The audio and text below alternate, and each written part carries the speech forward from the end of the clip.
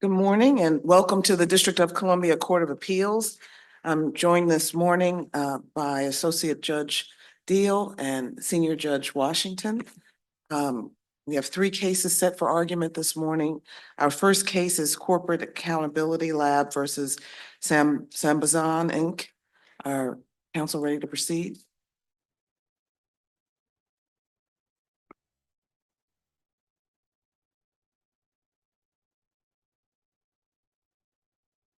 Good morning. May it please the court.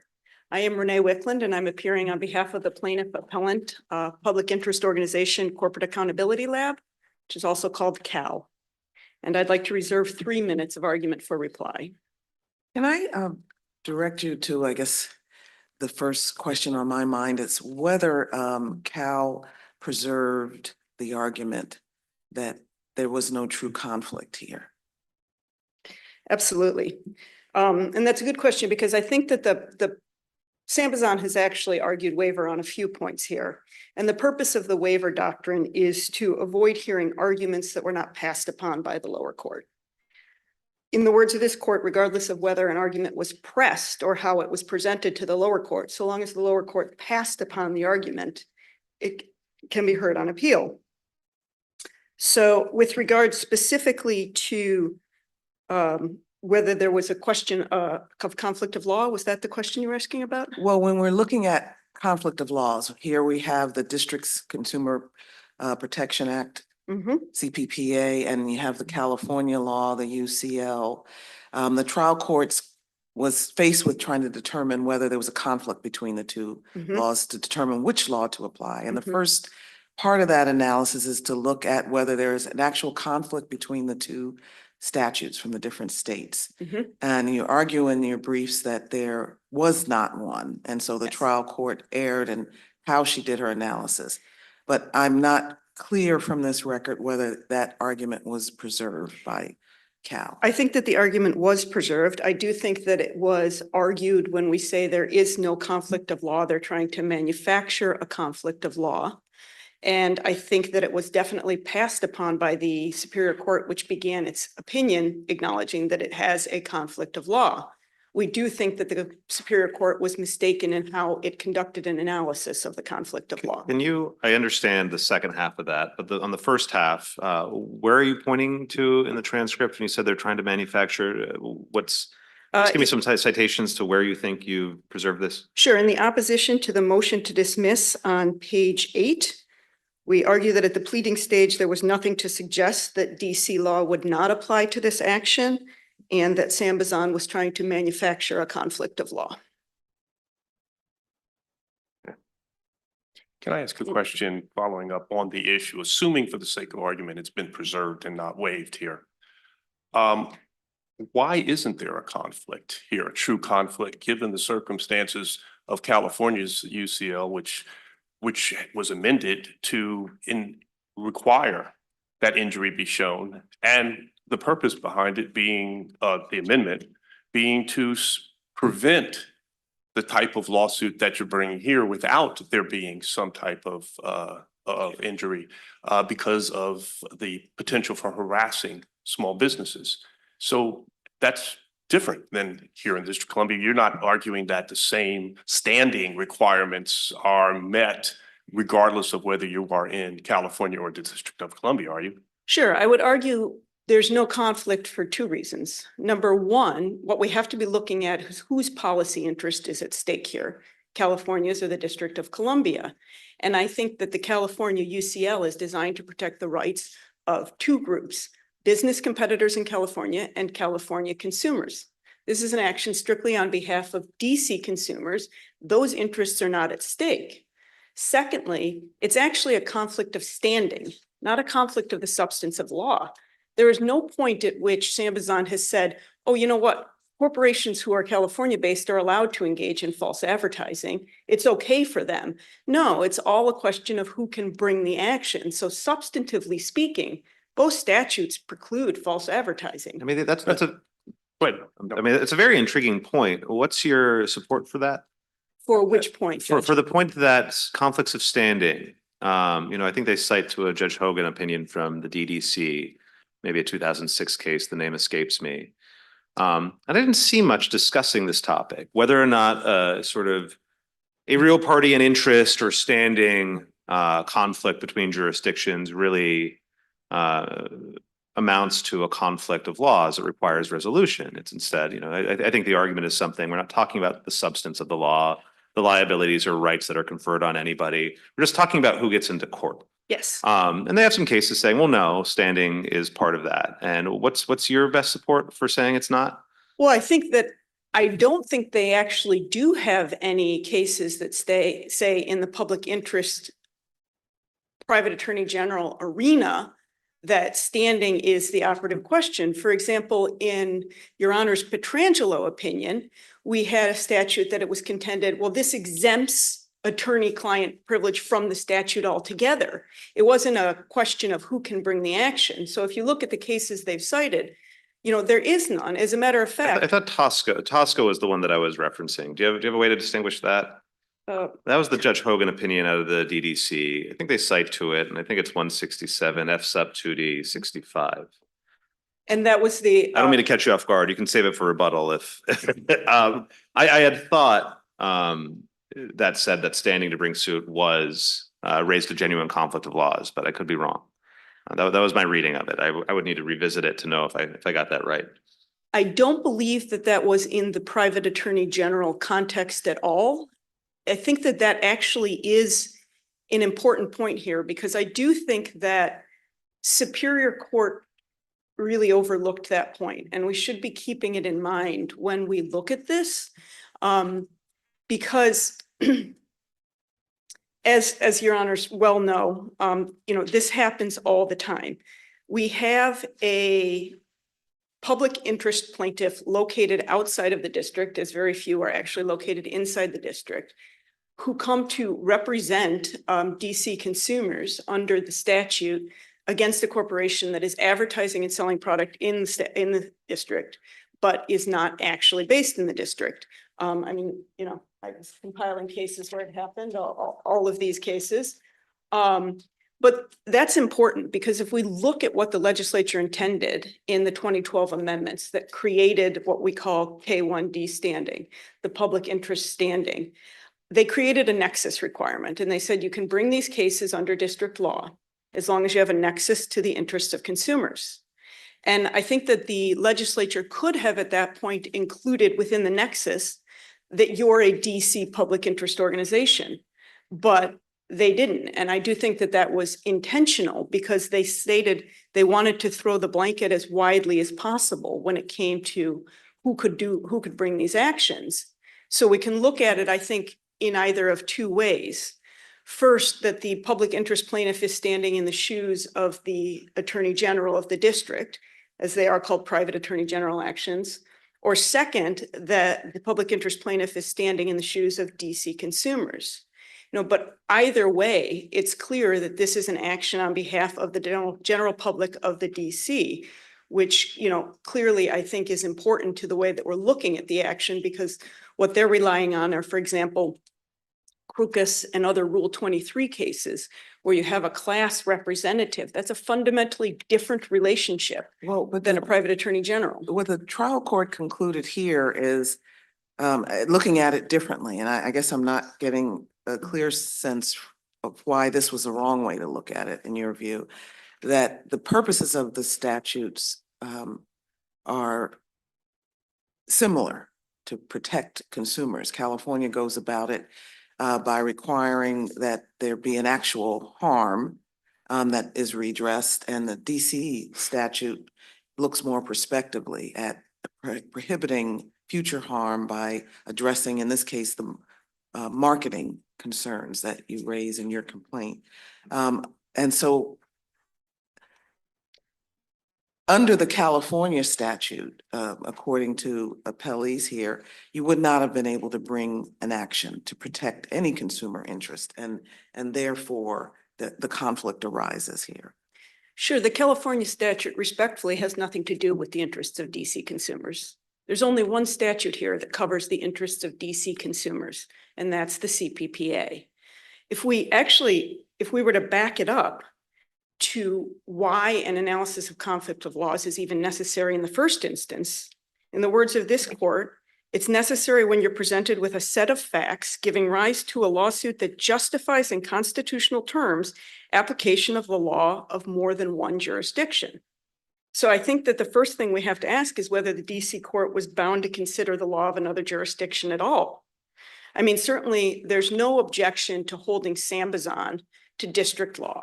As we argued to the Superior Court, we have a long-arm statute. They knew when they put their products and their advertising into the district, they would be subject to district law.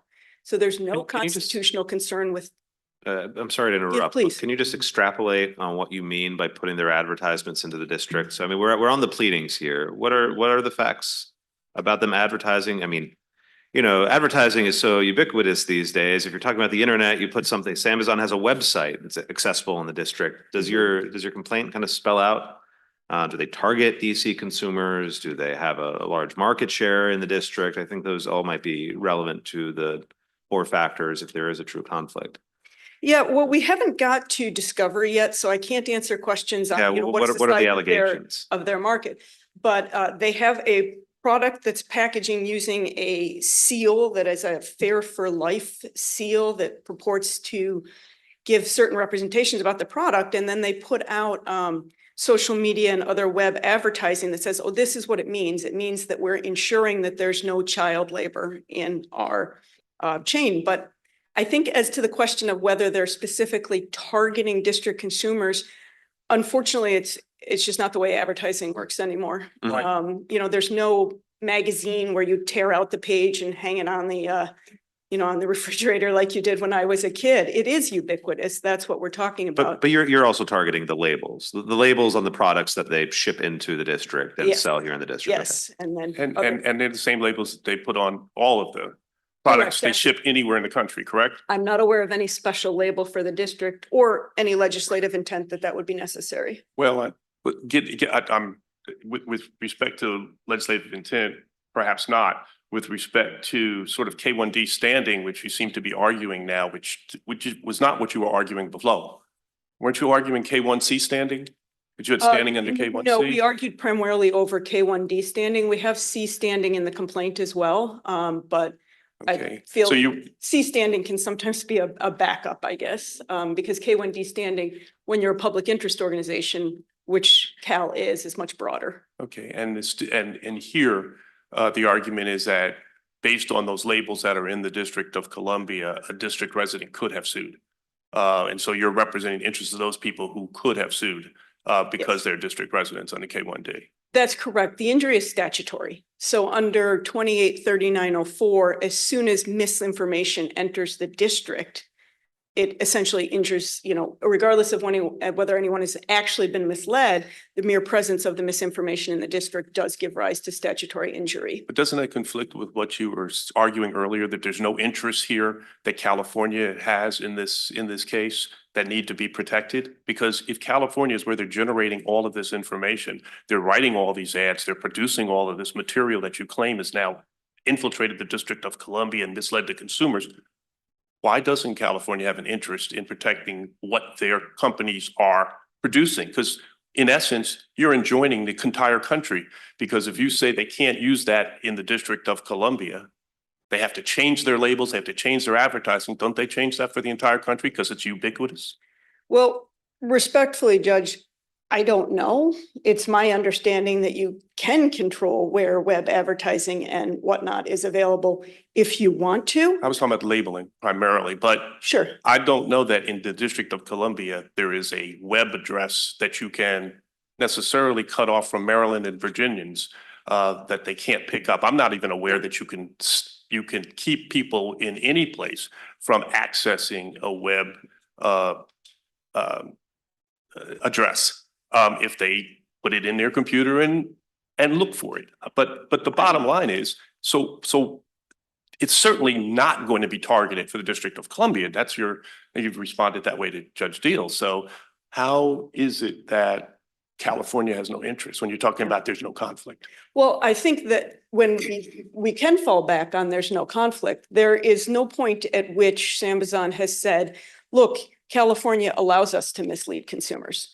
So in that regard, there's no substantive conflict in the law. But I also think the point that they know that they're going to be subject to DC law when they send these products. I mean, I do think that, products don't just end up in the district.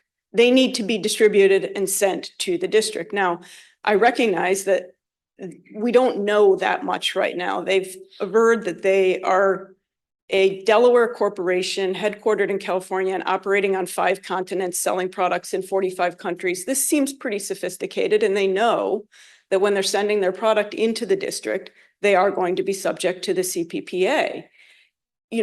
We pointed out to the district court that this issue has not actually been raised before in all of those those cases that I showed in Animal Legal Defense Fund versus Hormel. We had a California nonprofit, and I believe the defendant was a Minnesota-based corporation. And in Center for Inquiry versus Walmart, I believe we had a New York nonprofit and an Arkansas-based defendant.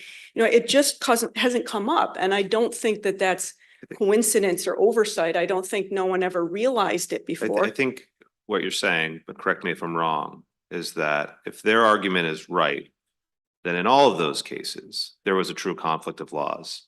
And in all of those cases, suit should not have been allowed because invariably the home state of the corporation's law would have controlled, and you basically gutted the CPPA. I am saying that. I was saying that if this decision is upheld, I do think it affects rather a sea change in the law. We are going on, the 2012 amendments obviously were 12 years ago. We're now 10 years into this. Hasn't been a huge amount of cases, but there's a fair body of cases. And it's actually extremely rare that the nonprofit organization is based within the district. As I said, there are, relatively few. I did find cases, mostly the National Consumers Association, I believe, is based within the district, but most of these cases are brought by nonprofits who are based outside. And again, the nexus requirement, the nexus to consumers does not require them to be within the district. So I think that's an important point. We've been talking a lot about this whole notion of whether there's a true conflict at all. So the trial court found that there was, and then launched into the next step of the analysis, the 4 restatement factors.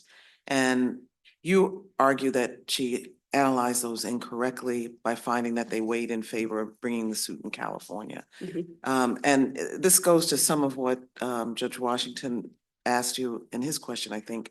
Why was there a problem with the trial court's analysis of these 4 factors, particularly the one that says that this most significant relationship is in California, either because the advertising takes place there, arguably, or because the relationship is between the company, which is California-based, and the work that they're doing and initiating in California? 2 things. First, which I'll set aside, we don't think that she should have reached those at all. She should have stopped at the governmental interest analysis, and not gone to facilitating that with the restatement factors. But the restatement factors were misapplied. And I want to begin with the point of the quote, most important factor, because SAMBAZON says that creating the advertising in California is the most important factor. But without ellipsis, they leave out a very important part of the comment that they're relying on. The actual comment is the principal location of the defendant's conduct in that context will usually be given the greatest weight in determining the state whose local law determines the rights and liabilities that arise from false advertising in the misappropriation of trade secrets. The rest of the comment says that this is because when you have misappropriation of trade secrets and unfair competition, the loss of customers will usually be suffered in more than one state. It is not in a consumer deception case actually given any more weight than the other factors based on the comments in section 145 of the restatement. But as to why she misapplied the factors, if we look at them, so the rule for applying the restatement factors is this: a true conflict is presented when both states have an interest in applying their own laws to the underlying facts, in that, which I don't think exists here, but in that event, the forum law will be applied unless the foreign state has a greater interest in the controversy. So a tie goes to the runner, and the runner in this case is CAL, the public interest organization. Then we have section 6.2 of the restatement that says that those section 145 conducts should be balanced with the principles of certainty, predictability, and uniformity of result. So again, here's our uniform results from the past 10 years. This has never been an issue. But then when we look at the factors, first factor, where did the injury occur? Well, the district, of course, the statutory injury that occurred then. Factor two, where did the conduct causing the injury occur? Again, not the most important factor, SAMBAZON says, but the answer is we just don't actually know. As I said, SAMBAZON has averred that it creates this advertising in California, but it's also incorporated in Delaware, operating on 5 continents. The representations that are at issue are the meaning of a certification that it says comes from EcoCert Companies, which is part of a group based in France. We got a lot going on here, so we don't really know that factor. But can we go back to when you say, when you're looking at the place where the injury occurred and where the conduct causing the injury occurred, my question is, what injury? The injury is a statutory injury. It is the presence of misinformation in the District of Columbia. Under It's an 283904. unusual use of the word injury, I think. A statutory injury about the presence, usually we think of injuries as being personal. I've been injured, consumer's been injured. And this was not exactly the trial court's analysis, but one way to look at it is by stripping injury out of the CPPA with the DC Council, there's no injury requirement in the CPPA. It's, you could call it a statutory injury, but there's no real injury that needs to be alleged. The district, there's the place where the injury occurred, there has been none. The place where the conduct causing the injury occurred, well, there was no injury, so that's also, that one's done. I disagree, okay. Your Honor, respectfully. I do think injury has been. I do think that these representations are existing in the district. Consumers are seeing them. The issue is child labor. We think it's child labor, excuse me. We think it's something that consumers are concerned about. I think so, but I mean, that's not part of your allegation. That's not part of the CPPA claim. You don't need to point to a particular consumer who's been misled in any way. No, we absolutely do not. I'm merely pointing to what I believe the legislature had in mind, but Your Honor is perfectly correct, and ALDF versus Hormel does establish this. We don't need to say that consumer was misled or that consumer was misled. What we need to say is there's misinformation out there in the District of Columbia and consumers are being exposed to it. And we have well alleged that. So you're seeking in this appeal to reverse the dismissal of the complaint so that you can go forward to discovery and presumably to the next phase if you're successful. Yes, Chief Judge. What relief are you looking for? Just injunctive relief, right? Injunctive and declaratory relief to stop the misinformation, correct. All right. And I can cover factors 3 and 4 if Your Honor is interested, or I can reserve. a No, reply. you go ahead and finish the answer. Absolutely. So factor 3 is the domicile and the residence of the parties. We fought a lot about the fact that this defendant is not in the district. It is not, but the real parties in interest here are thousands of the general public of the District of Columbia. Where have we said that? What's that? Where have we said that? In terms of even public interest attorney general cases? Is there a case where we've said that those are the real parties in interest? Because nowhere did I find that. Yeah, you're absolutely right. I think the best place to look would be the committee report underlying the 2012 amendments, which is commonly called the Alexander Report. I believe we have it appended to our briefing, where the legislature says it is our intent that you are representing the consumers of the District of Columbia. So they would certainly be the parties who are at interest in that analysis. Okay. And finally, factor 4, where is the relationship between the parties centered? As we argued, that refers to a pre-existing relationship, and we don't think there was any. So, we have 1 factor unknown, 1 factor non-applicable, and 2 factors favoring the district. All right, and presumably, as you argue in your brief, if we were to reverse the dismissal, that SAMBAZON raises some additional arguments. Yes. That Would you like to hear those arguments? I am prepared to address them, their plausibility and standing. I don't have any objection to you briefly. I can very briefly say, because I think that this court has decided the plausibility issue very recently, in Your Honor's opinion, in Earth Island Institute versus Coca-Cola, effectively covers both of the arguments that they raise. It reiterates that how DC consumers understand this advertising belongs to the trier of fact, and also that You can't escape liability by calling the marketing aspirational. Comes down to whether you're actually taking steps to achieve it. And as to standing, I think it wholly misunderstands the ALDF versus Hormel decision, as well as how, as we've just discussed, the CPPA works. We are not obliged to pick out a consumer and say that consumer was misled. Thank you. Thank you very much. I will reserve for reply. All right.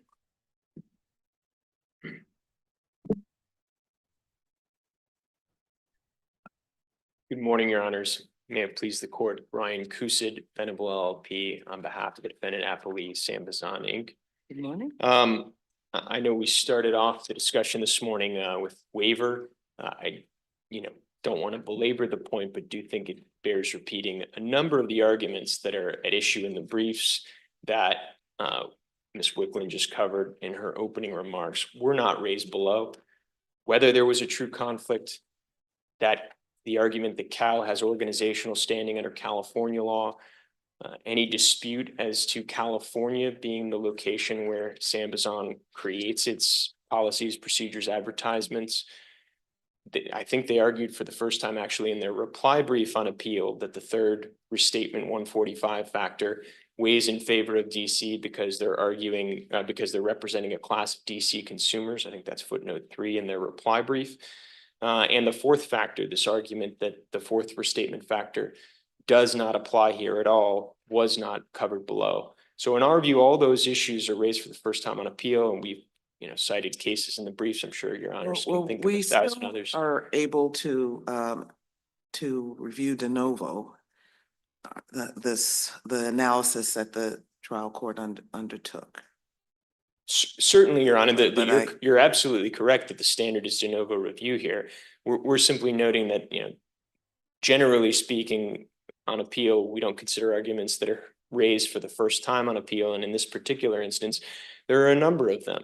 And while there may be in some instances extraordinary circumstances that would justify departing from that prudential rule, we don't think they're applicable here. Well, I thought the rule was you can address any claim that was preserved below, and any new arguments in service of the same claim can also be considered.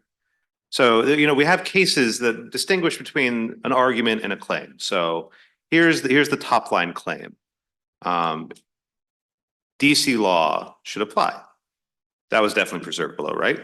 And something that the trial court ruled upon is whether or not there was a true conflict. We also have cases that say, so long as the trial court rules upon a claim, that's preserved for our review.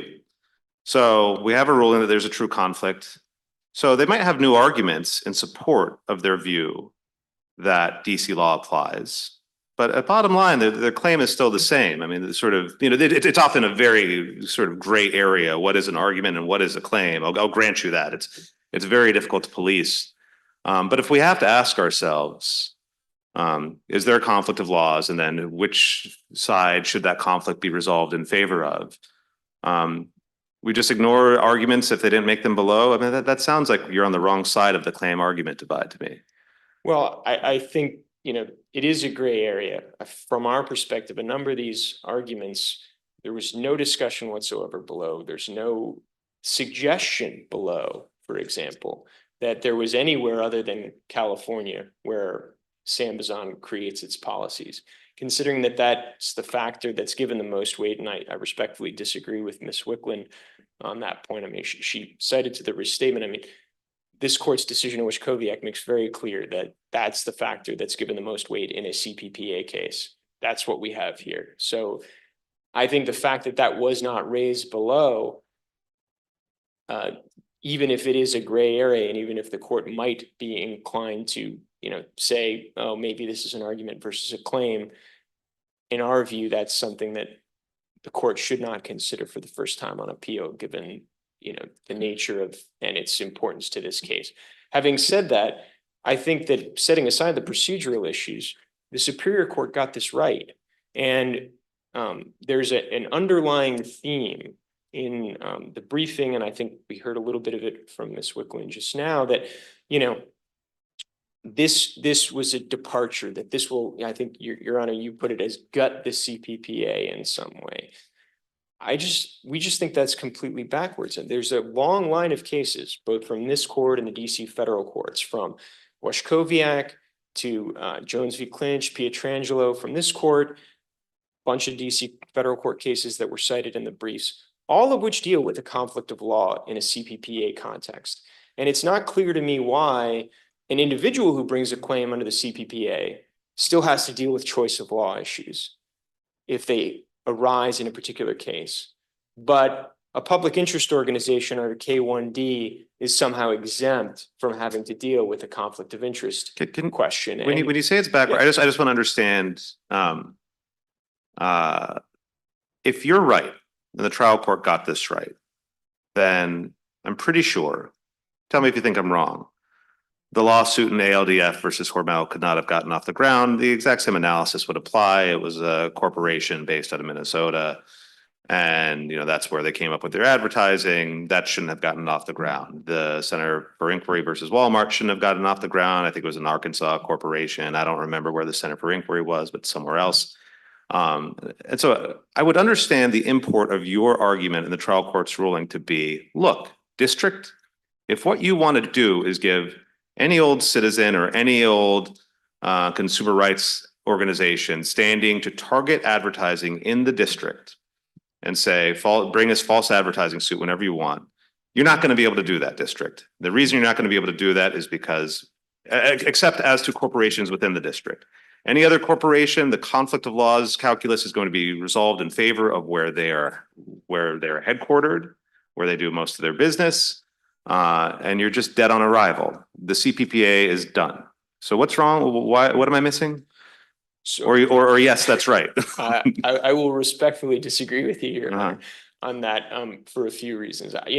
I won't speculate as to how a court would have come out on a specific case, because I do think, and this is what the restatement says, this is what this court's precedent says, these are case-by-case analyses. And so while I don't dispute Your Honor's recitation, I confess I don't remember exactly the right. I hypothesize that places for those prior decisions, but assume with me for a moment that in those prior decisions, a corporation that was headquartered elsewhere, where they developed the advertising elsewhere, where they broadcast that advertising all over the country, and DC was just a small piece of the market. I don't know why the trial court's analysis here wouldn't have applied in every single one of those cases, and wouldn't generally apply in every single CPPA suit brought by a public interest organization. So I think that I don't think that it necessarily would, because you have to look at each case on its own merits and look at the specific facts that are pled in the complaint or that are adduced during discovery. Having said that, to the extent that that is a concern, I don't think that it is, irrevocable for the CPPA. I mean, the reason we have K1D standing is because this court, in its en banc decision in Grayson, said, DC Council, if you're going to change a traditional principle of legal interpretation, in that case, Article 3 standing, you have to state that explicitly. You have to make that intent clear. And here, I mean, there's reference to the Alexander report, there's reference to the CPPA and PIOs generally, but there is nothing in the CPPA's text, in the Alexander report, or the legislative history for the CPPA, whether for the 2012 amendments or otherwise, there is not a single case that suggests that the council intended to. Are you talking? Are you forgetting about the post-Grayson amendments that got rid of Article 3 standing requirements? No, I was going there.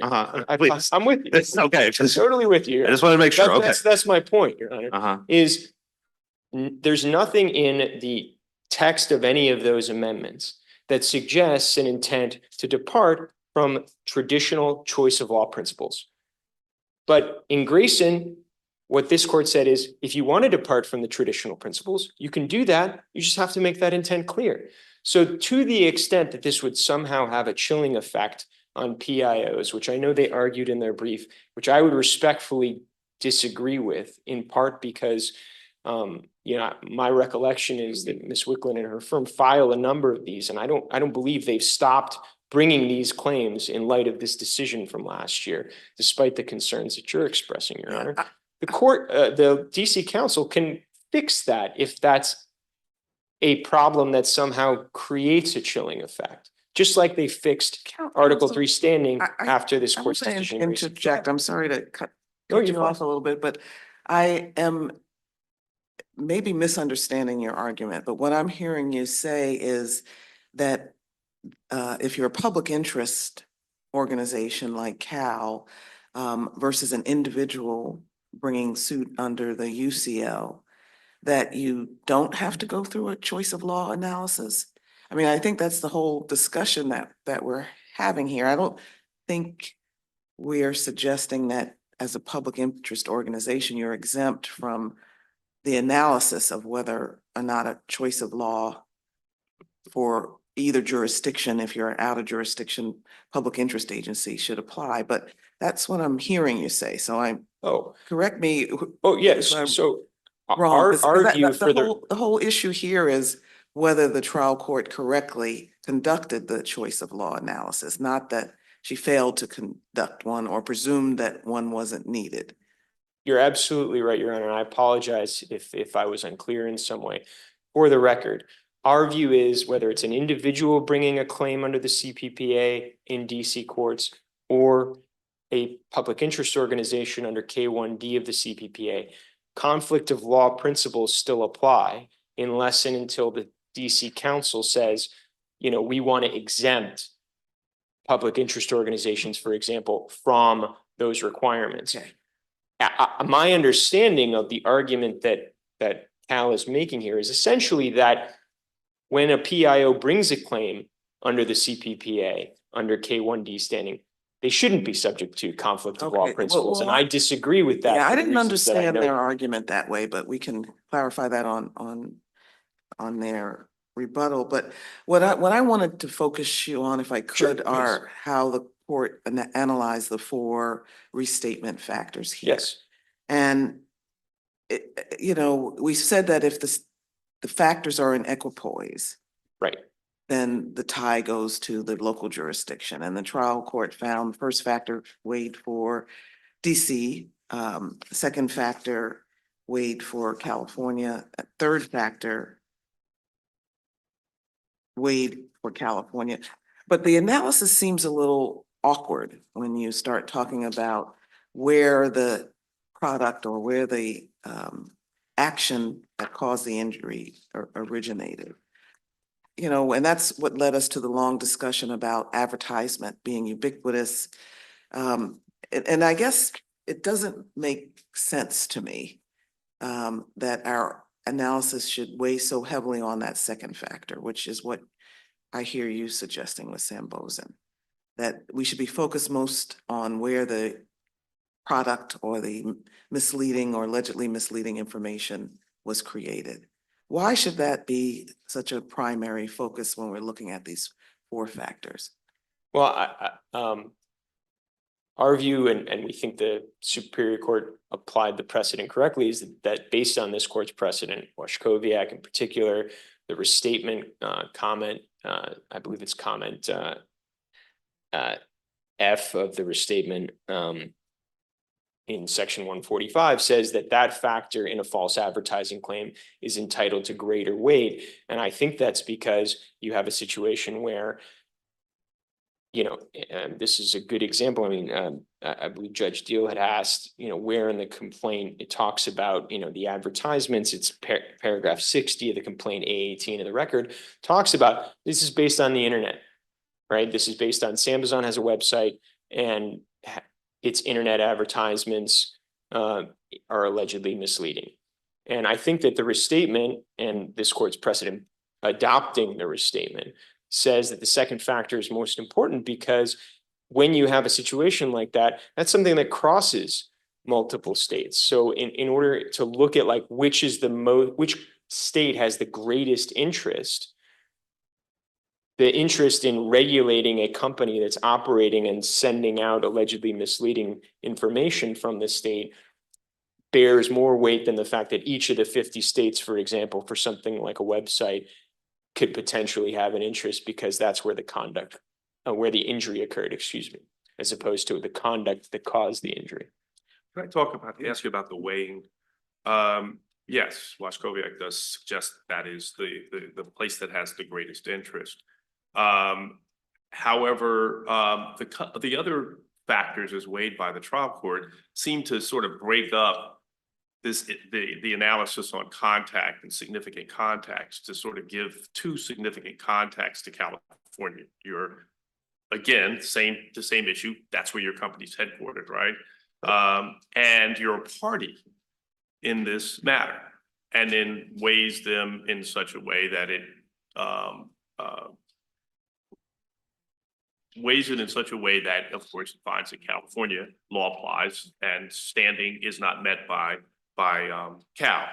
In that weighing, why should we separate those two as separate contact factors in the overall weight that we give to sort of the interests of the district's consumers and under the CPPA and the interest that or the factor of contact that we're looking at to determine what conflict, what law should apply.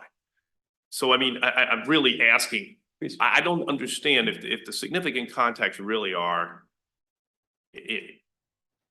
in terms of how they affect the jurisdictions, not so much 2-to-1, but 1-to-1. The same impact of having California as a place of one of the parties, and also being where, of course, as a party, they produce the information. It's really just one significant contact, and then, of course, the consumer information that is allegedly misleading, and this is just a standing argument here, right? We're in the motion to dismiss phase.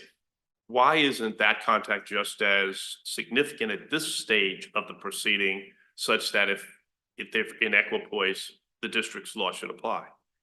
So couple of responses to that, and I see I'm out of time, so I'll just quickly respond that, and then maybe one other thing, unless the court has further questions.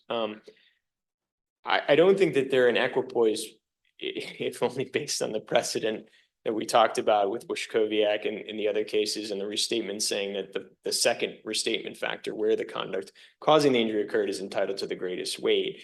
I think that, you know, the Superior Court's decision as to the third factor of where the parties are located focused on, well, neither party has contact with DC, so DC doesn't have an interest, which I don't disagree with, right? It's true, because Cal is in Illinois and our client is in California, but I do think that, you know, that kind of ignores the fact that, well, if in this particular case, if you're looking at a conflict between DC and California, one of the parties is in California. So that factor would in fact weigh, in our view, towards California. But I think ultimately the answer to your question comes back to the restatement and the precedent that says that what is given most weight in a false advertising case like this under the CPPA is where those advertisements are created.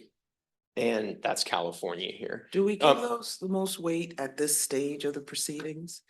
At the motion to dismiss stage, where we still don't know a lot of the facts? I mean, about whether all and in every advertisement is actually created in the California office, or whether they are dispersed around the global empire of SAMBAZON. I created your empire. Well, I was going to say, Your Honor, and I'm sorry for interrupting. We don't have an empire. I think that the language that Ms. Wicklund was highlighting is, and it's true, our products are sold around the world, but the company's headquarters is alleged throughout the complaint and in the briefing on below and on appeal to be in California.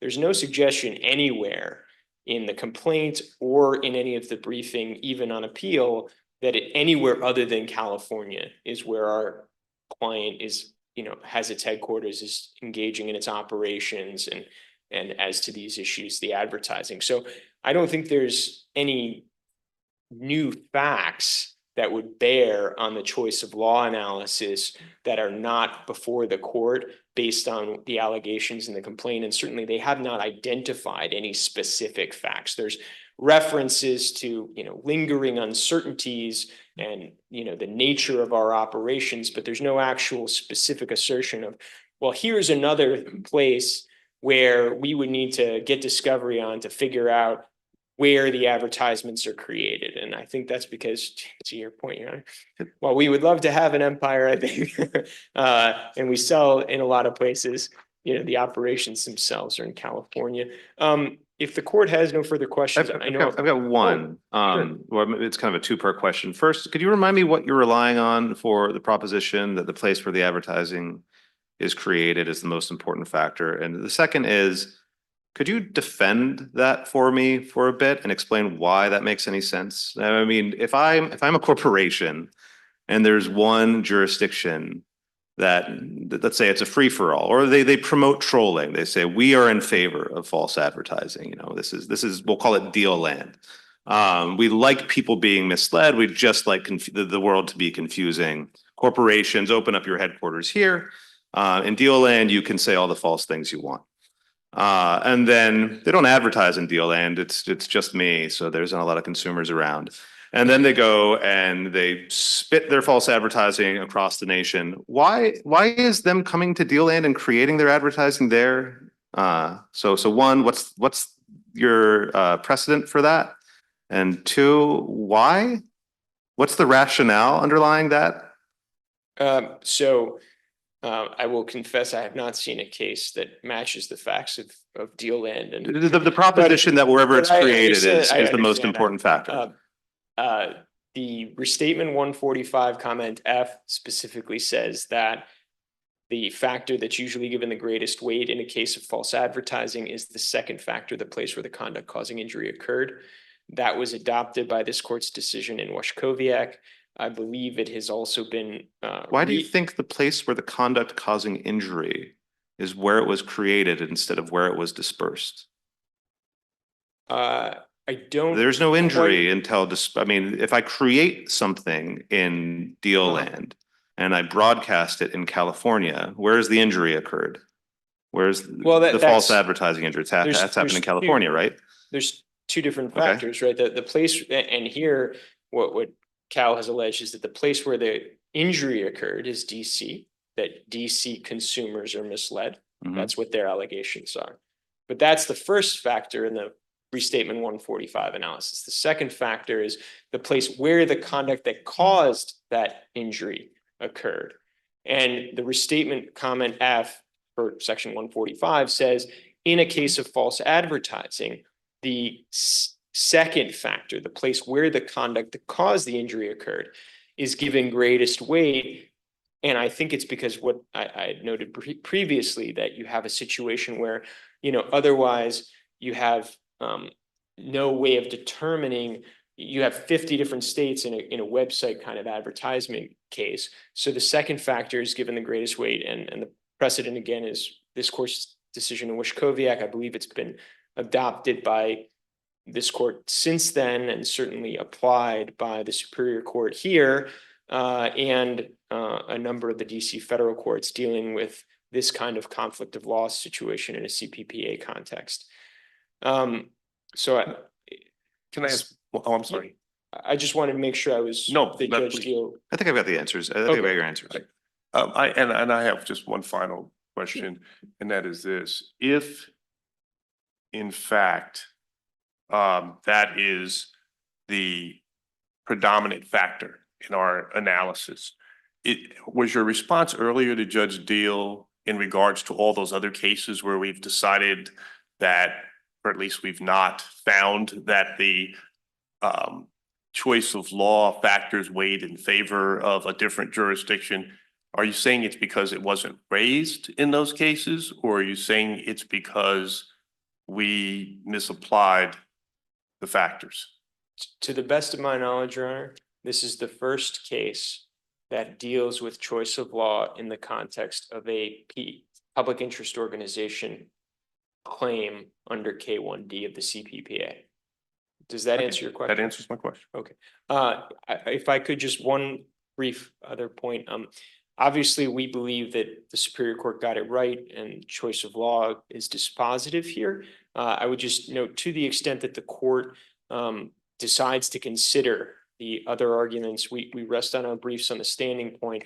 We would just note that Ms. Wickland's law firm brought a companion case against our client alleging false advertising on substantially similar grounds in the Southern District of New York under New York law on behalf of an individual consumer there.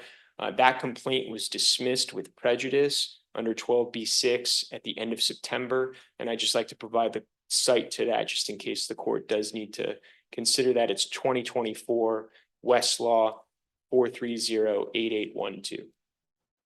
And if nothing further, we'll rest on our papers. Yeah, Thank you. just one point Sure. for clarification, and I was trying to pull it up myself here.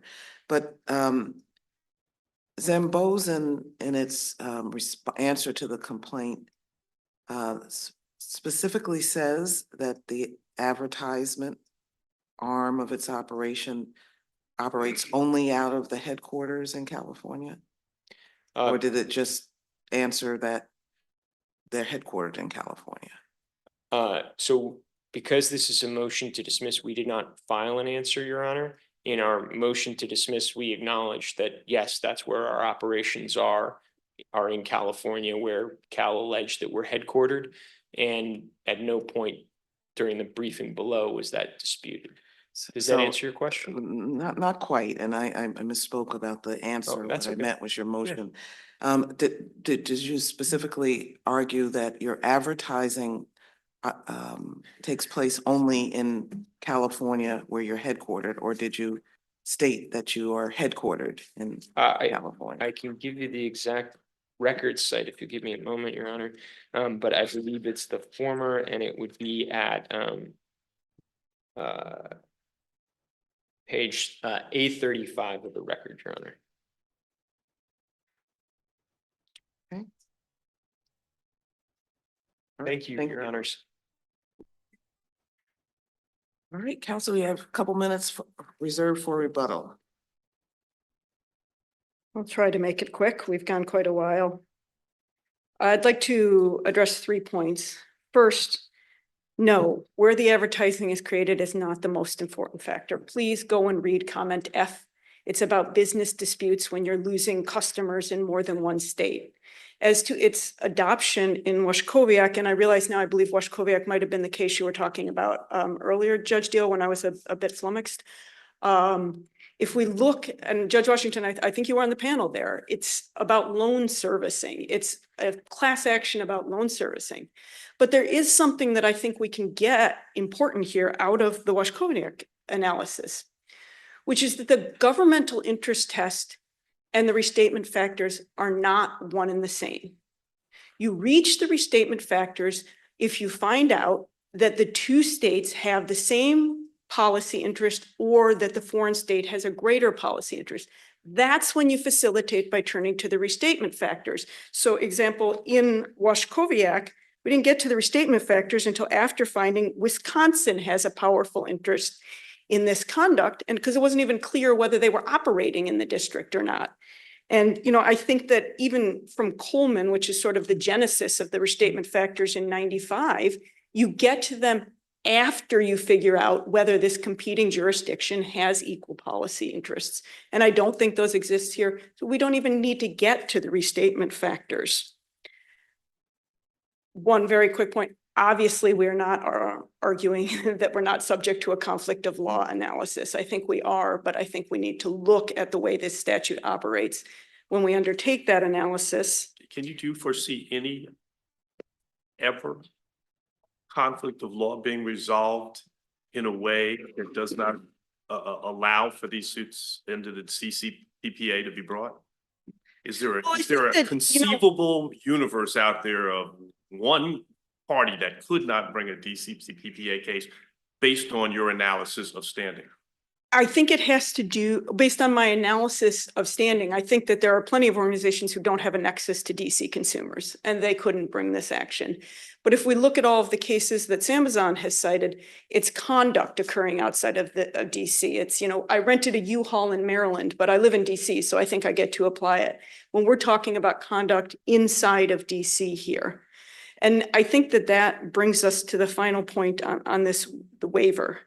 I really do think that they're trying to trap us in waiver and say, you should have anticipated that the court was going to unnecessarily reach the restatement factors and anticipated that the court would apply factor 4, these sorts of things. But even if we had somehow failed to raise any of these arguments, which is obviously not the case, waiver is always a discretionary doctrine.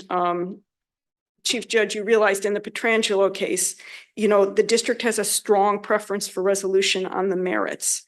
And so, arguing about purported waiver really shouldn't be allowed to draw the judicial mind away from what is at stake here, which is essentially a sea change in the application of the CPPA. I want to make sure I understood your first point about Washkowiak and the second factor in the restatement factors. What's your answer or response to the argument that Washkowiak and our other cases and comment F all indicate, as I understand appellee's counsel to argue, that the heaviest weight should be given on where the advertisements are created?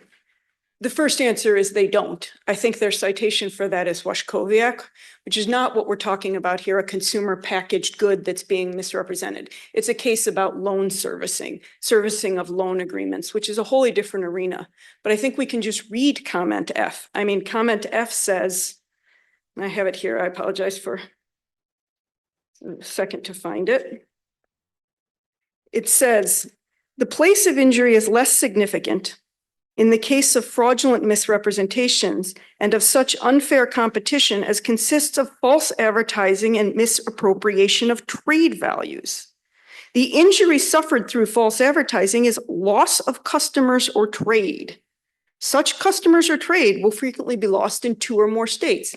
It's clear that we're talking about a Lanham type false advertising case where 2 competitors, where I'm saying, this guy from Dealland is stealing all of my customers by misadvertising his products. And that's when we have to look at where the conduct is occurring, not in a consumer packaged good being misrepresented in the District of Columbia. All right. Thank you, counsel, and we thank counsel and parties in both cases for your arguments and briefs. Thank I you. thank the court for their time.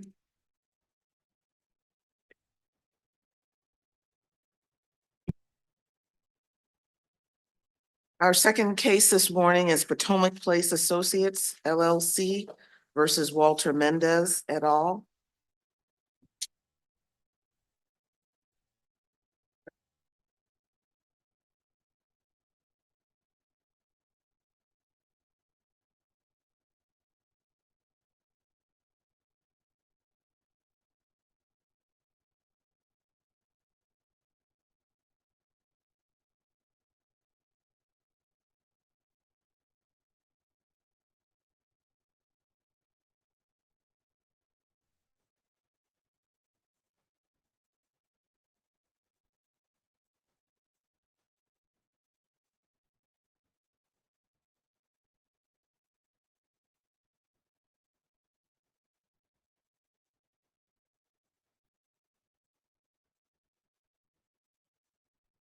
All right, counsel, are you ready to proceed?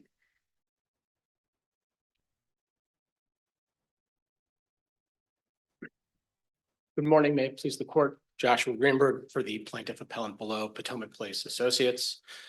I'm going to reserve 10 minutes of my time for rebuttal. I believe we've articulated our argument fully in both our brief and our reply. Well, then I'm glad that you're prepared to answer questions, Mr. Greenberg. I guess sir. the first question is, what is the basis of your argument that the statute was applied retroactively by the trial court?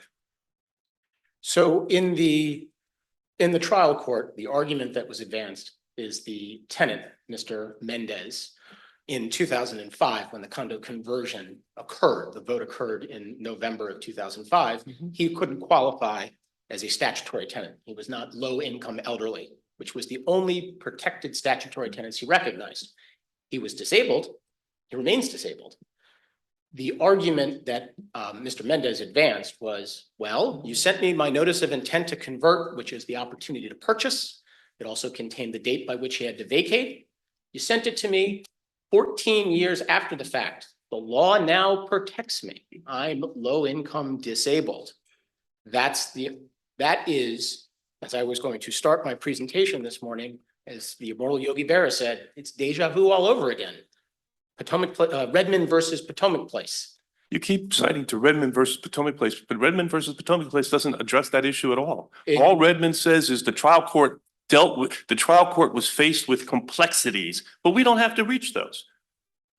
Because she was not a holdover tenant. She wasn't entitled to the protections at the time, and she was there at the time and had gotten notice at the time, whereas that's not the case with Mr. Mendez, who never got any notice back in 2005, because he was Ms. Aparicio, as the elderly tenant and under the law as it existed at that time, wasn't entitled. We were exercising a lot of paternalistic protections. She wasn't even allowed to get a notice because she was and met the statutory criteria. That has absolutely nothing to do with Mr. Mendez, who is also a lawful tenant in the building at the same time. He was a lawful tenant. And remains a lawful tenant, unlike Ms. Redmond. Not a holdover, nothing. He is there as a lawful tenant. He is not evictable under any of the laws that govern evictions in the District of Columbia. You have no basis to evict him. So he's a holdover. Why isn't it that at the time you gave him the new notice, based on the fact of changed circumstance, Ms. Aparicio no longer is alive to claim the protection that the statute originally gave her as head of household, but he as lawful tenant now is in there? Why isn't the notice to vacate that you provided to him sufficient to provide him, or why isn't the law, sufficient to provide him with the same protection based on the notice that was provided to him at this point in time? Why isn't the law, and why shouldn't the law be applied prospectively? Because on November 28th, 2005, the date the condo conversion election occurred, he was not entitled to any status as a protected tenant. Absolutely, I've given that to you. Okay. The problem is he is now, at this point, you're trying to convert this unit into a condo. I have two responses to that. Because if you're not, and you want to go back and say that we have to interpret each statute or protection as of the date, then I'd ask you for support for that in any legislation, in any case law, in the legislation, anywhere that would support the finding, the holding that we apply this law as it existed at the time of the original protection. Well, number one, Because Redmond doesn't do it, so I don't even want to hear Redmond. Go ahead. I will answer your question without mentioning Redmond. Thank you. Of course. The condominium conversion was completed at the whole building was converted on November 28th, 2005, when the vote was found to be in favor of converting to condominium, the tenant vote. It was certified by the condo cooperative sales branch. Now it's the conversion and sale branch on November 30th. And all of the statute, section 208 of the Condominium Conversion and Sale Act states that the protection is determined as of the date of the condo election. You need to have certainty. Right. The declarant, the owner needs to understand, I have 6 tenants. Well, I mean, I think this is piggybacking on Judge Washington's question. Forget about the Condo Conversion Act for a second. Okay. What's your basis for evicting Mr. Mendez? What's your statutory basis that allows, because there's a statute, There is 3505.01, J. that Something you want to like- point me to J. Yes. So are you seeking to convert his rental unit to a condominium? His rental unit was converted. His rental unit was All right, converted. so you're not 19 under J then? We are under Because you're J. not seeking to convert it into a condo. You said you did that in 2005. So in 2019, you're not seeking to convert it into a condominium. You said that's already done. The process for which you can issue the notice that triggered this entire dispute, the conversion process clearly states You may not issue the 120-day notice, which gives you your opportunity to purchase and can include your 30-day notice to vacate. You cannot issue that notice until at no sooner than 10 days after the condominium is registered. The condominium can't be registered until after the vote is in favor of condo conversion. The misnomer is it's called a notice of intent to convert. That's language that comes out of the statutory provisions. They use notice of intent to convert. And if you continue reading that section, it specifies this is the information that must be in the statutorily required notice. You have 120 days. The first 60 days are your exclusive opportunity to purchase the unit. The second 60 days are if you have any subtenants, they have the same opportunity to purchase. Could you just explain to me in the statutory text, you fit under J, because when it says you can evict somebody when you're seeking to convert the rental unit into a condominium, you can do that even after you've converted the condominium, the rental unit into a condominium because ... question mark. What's the answer? The answer is subsection J says you follow the procedure set forth in 42-3402.06 subsection C. About notice, sure. Well, that says you can't give this notice until the tenant gets you can't give a notice to vacate, the eviction notice that you're referring to in 3505.01J. You have to give a 30-day notice. Subsection J says you have to follow this procedure in a different statute, which tells you you can't give that notice until you've given the notice of intent to convert. We were not allowed. We were statutorily. Yeah, but you're still not seeking to evict them to convert this into a condominium. It's been converted, Your Honor. It was I know. converted. So you're not seeking to, so you must be seeking to evict them for a different reason. No, we're Because seeking. it's been, you tell me it was already converted into a condominium, right? Correct. In what year? 2005. And so in 2019, you are seeking to evict him to convert his unit into a condominium? No. Well, then you're not under J. We are under J because we're following what the statute says. We have to read all of the statutes together and harmonize, figure out what the path is. Yeah, the harmony is you don't get to evict somebody after it's already been converted into a condominium. What's wrong with that harmony? Because that's not what the statute says. The statute says if you're not a protected tenant, the owner of the condo declarant, the converting party. Which now you want to jump to a different statute. I just want to stick to the statute that says you don't get to evict somebody unless you have one of 10 bases. One of those 10 bases is in order to convert the unit into a condominium. You said that happened 14 years ago, and now you want to evict somebody. And how on earth does that, how can you reconcile that with the text where you tell me it's not necessary to evict him to convert it into a condominium unit? You're telling me it already happened 14 years earlier. So where are you getting in under J?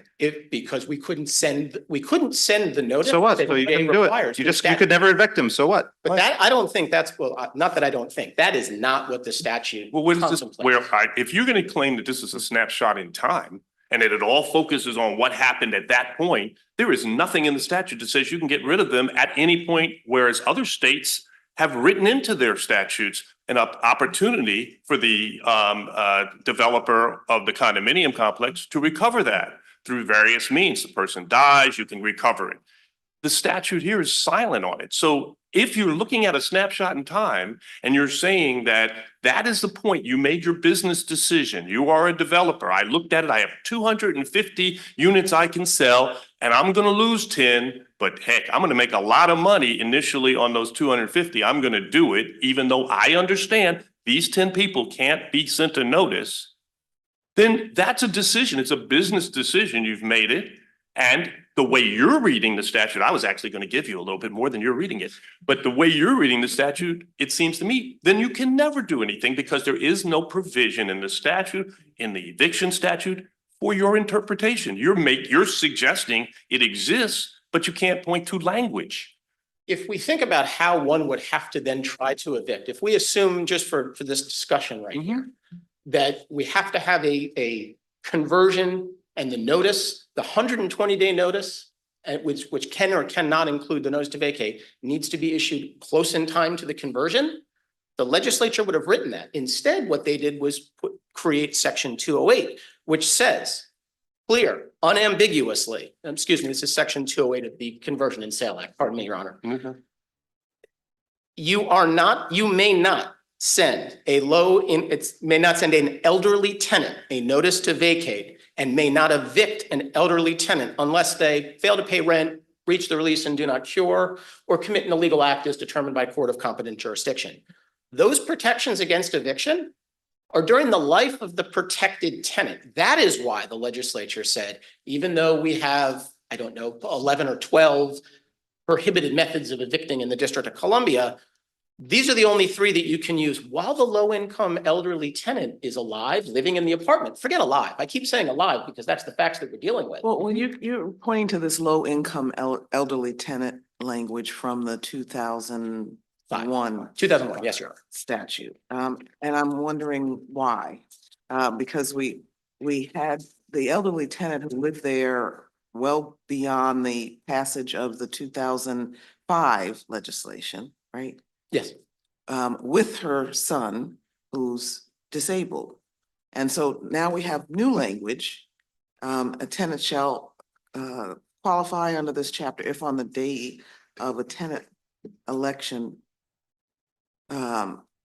is held for purposes of conversion, the tenant is elderly or disabled. If you're reading words that say disabled, that's the post 2006 amendment. Right. So we're post 2006 where you're seeking to file a notice to evict. he didn't have the right to claim that he was a protected tenant. When this election was going to occur, what the condo conversion division does is they come in and they determine who's qualified to be a protected You're tenant. saying he didn't have that right in 2005. 2005, which but is he the does trigger in point. 2014, and then he does now. Respectfully, 3402.08 defines elderly tenant as of the date of the election. Right, but as of the date of the election, and that gave She you the was elderly. opportunity to determine with certainty which ones of your your tenants could vote and which ones could not. And it said that you can't evict that person unless it's for 3 reasons. She's not there anymore, whether she's dead, That's- whether she moved. I agree with you, she's Right. not there anymore, She's but it not there. also doesn't say upon her expiration, upon moving, upon it becoming vacant, in some way, shape or form, you can then convert this immediately to a condominium. Again, I'm sorry, maybe I'm splitting hairs. It was converted on November 28th, Exactly. 2005. There's no manner to reconvert, Exactly. or we're not auditing and trying to see, oh, are you still eligible for these protections? The low-income elderly tenancy protection is a personal right. It's not alienable. You can't, the statute is silent to being able to transfer it. I agree. So if it had become vacant by her moving or some other process, and he was not living there, or it had become vacant right after, before the amendment that added disability as a protected class of people, and she had moved and it had become vacant, even though at the time she couldn't vote, you could have changed it into a condominium. It is a condominium. I'm I sorry mean, to the keep going bill, back to okay, that. it is a condominium, it was a condominium, okay? The question is, those people who are allowed to live there without having to purchase it are the protected individuals. And you just said the key word. She was the protected No, individual. I said are the protected individuals, because at this point, the statute protects him. And at this point, the condominium is available to be converted. It is converted, but available to house someone other than the tenant. And as you're applying it, you keep arguing it's sort of retroactive. You have to apply the statute that was in effect at the time she was protected.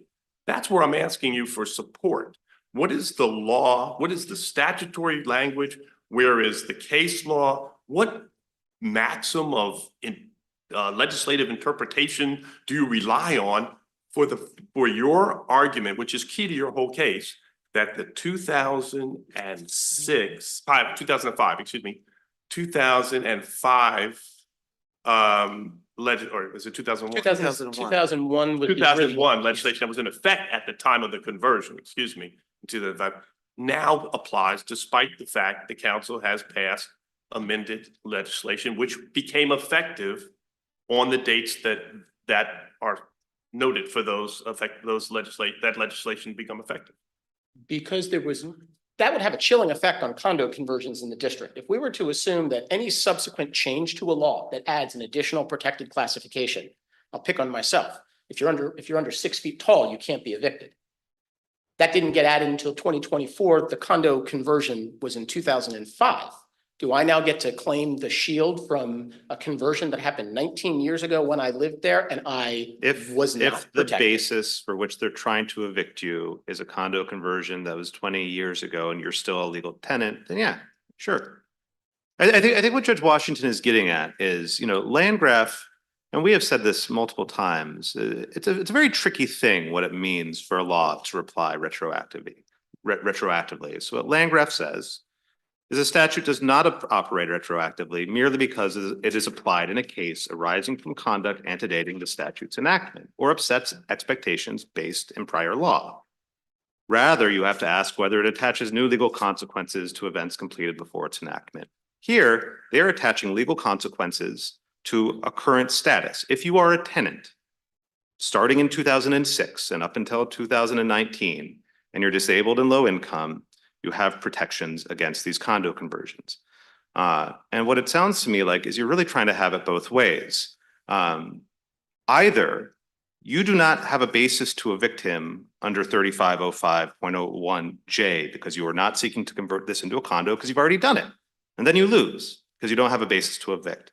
Or you are seeking to evict him because you're converting it into a condo in 2019. And the present law in 2019, operating prospectively, not retroactively, is that he's protected, and so you lose.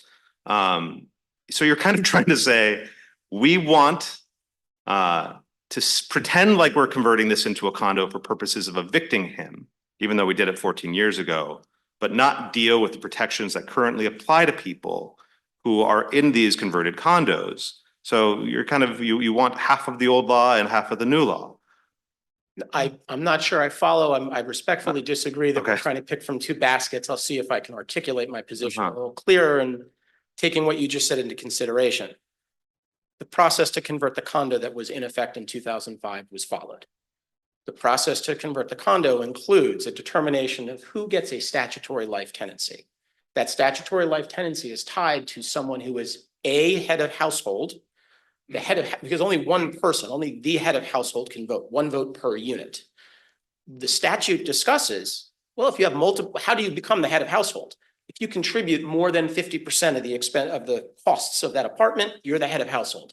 If there are multiple people and no one has more than 50% contribution, you determine which one of you is to be the head of household. And what does the other tenant, what do the other tenants get? The other tenants get to hold on to the coattails of the protected tenant. So Where is here- this coming up from? Where is this in the statute? I'm sorry, Where is this in the statute? the definition of household, the condominium conversion process, I'll cite you to my. I mean, brief. I know they have to pick a head of household. They have to pick a head of household. I don't know what, I have the 2001 code, courts and indulgence, I can read the exact citation. where's the part that say tenants who are not heads of household can remain? Well, that's an easier question to address. That's different than being the head of household. You're not telling people, we're converting your condo, whoever's the head of household gets to stay, everyone else has to leave. What they're saying is. I understand that's your position. What says that? You are prohibited from sending the notice to vacate to the elderly tenant. That's who has the protection. That is the support. That's the But you don't send statutory the link. notice to the other tenants. The other tenant is riding the coattails of the protected tenant. When the That's what, protect- when- that's, I I'm sorry. understand, but I think that's what Judge Deal is asking you. Where is that? And what you're saying is, that's how we interpreted it. That's section 208. Section 208 says you cannot send notice. To the elderly, but there are other lawful tenants. He's just asking the Sure. question. In this particular case, Mr. Mendez was on the lease. He was on the lease. He's a tenant, He's a tenant. lawful. I would argue that once he He's a overstayed the lawful 120 tenant, day he's on the notice, lease. You can argue what you want, He's- but he's under a- what basis is he not a lawful tenant? he's a lawful tenant subject to the provisions of the Condo Act once Ms. Aparicio ceased to reside in that Then unit. he had to stand on his own 2 He had feet. to stand on his own 2 And feet. standing on his own 2 feet in 2019 is a statute that protects him. But the statute looks at the creation of the protection under the statute. Even the current version refers back to the date of the condo election, because that's the only way. And I know you wanted me to stay away from Redmond, but in Redmond, this court recognized that we need to have certainty and that it is important when you're doing your financial planning for the condominium conversion, Right. that you have an idea of who is the life tenant. Are you that's referring protected. to, in the 2005 statute, under qualification, subsection C? 208C, At Where- 1, it says a tenant shall qualify under this subchapter and that qualify to have the life protections. If on the day a tenant election is held for the purposes of conversion, the tenant, that is the support for the operative moment, the snapshot in is time that we're talking elderly about. or a tenant with disability. Well, it wouldn't say disability if it's the 2001 version. The addition of the term disability to section Well, 208 no, did not it seems to occur me- until November 2006. Why are we have to look at the 2001 statute instead of the 2006 statute, which tells us to go back to the day the tenant election was held, but talks about elderly and disabled tenants. In the 2006 version. Right, I guess I'm stumped by why you want to keep focusing on the 2001 statute in 2019 or 14, when you're seeking to evict Mr. Mendez. I was getting ready to call him by his mother's name. So he was shielded. I'm feeling Because like it seems like if we look at the language that you referred us to in the 2005 statute, that still protects Mr. Mendez. he would be protected as long as the qualified low-income elderly resident who the protection No, he'd be granted. protected if he is an elderly tenant or a tenant with disabilities, which he's claiming he was. But that is essentially making a condo declarant have to channel their inner ESP to figure out what is the legislature going to do down the road after I complete my conversion. Who else could be added It's to the looking protected at- classifications? It's looking at where we are right now. When the notice is served to Mr. Mendez, the applicable law now, when he's being served with the notice, is that he qualifies if on the day of the tenant conversion, even if you want to go back to 2001 or whatever year it was converted, under this current statute, he would still qualify because he was living lawfully in the unit as a person with a disability. But he was, I hear where the panel is going.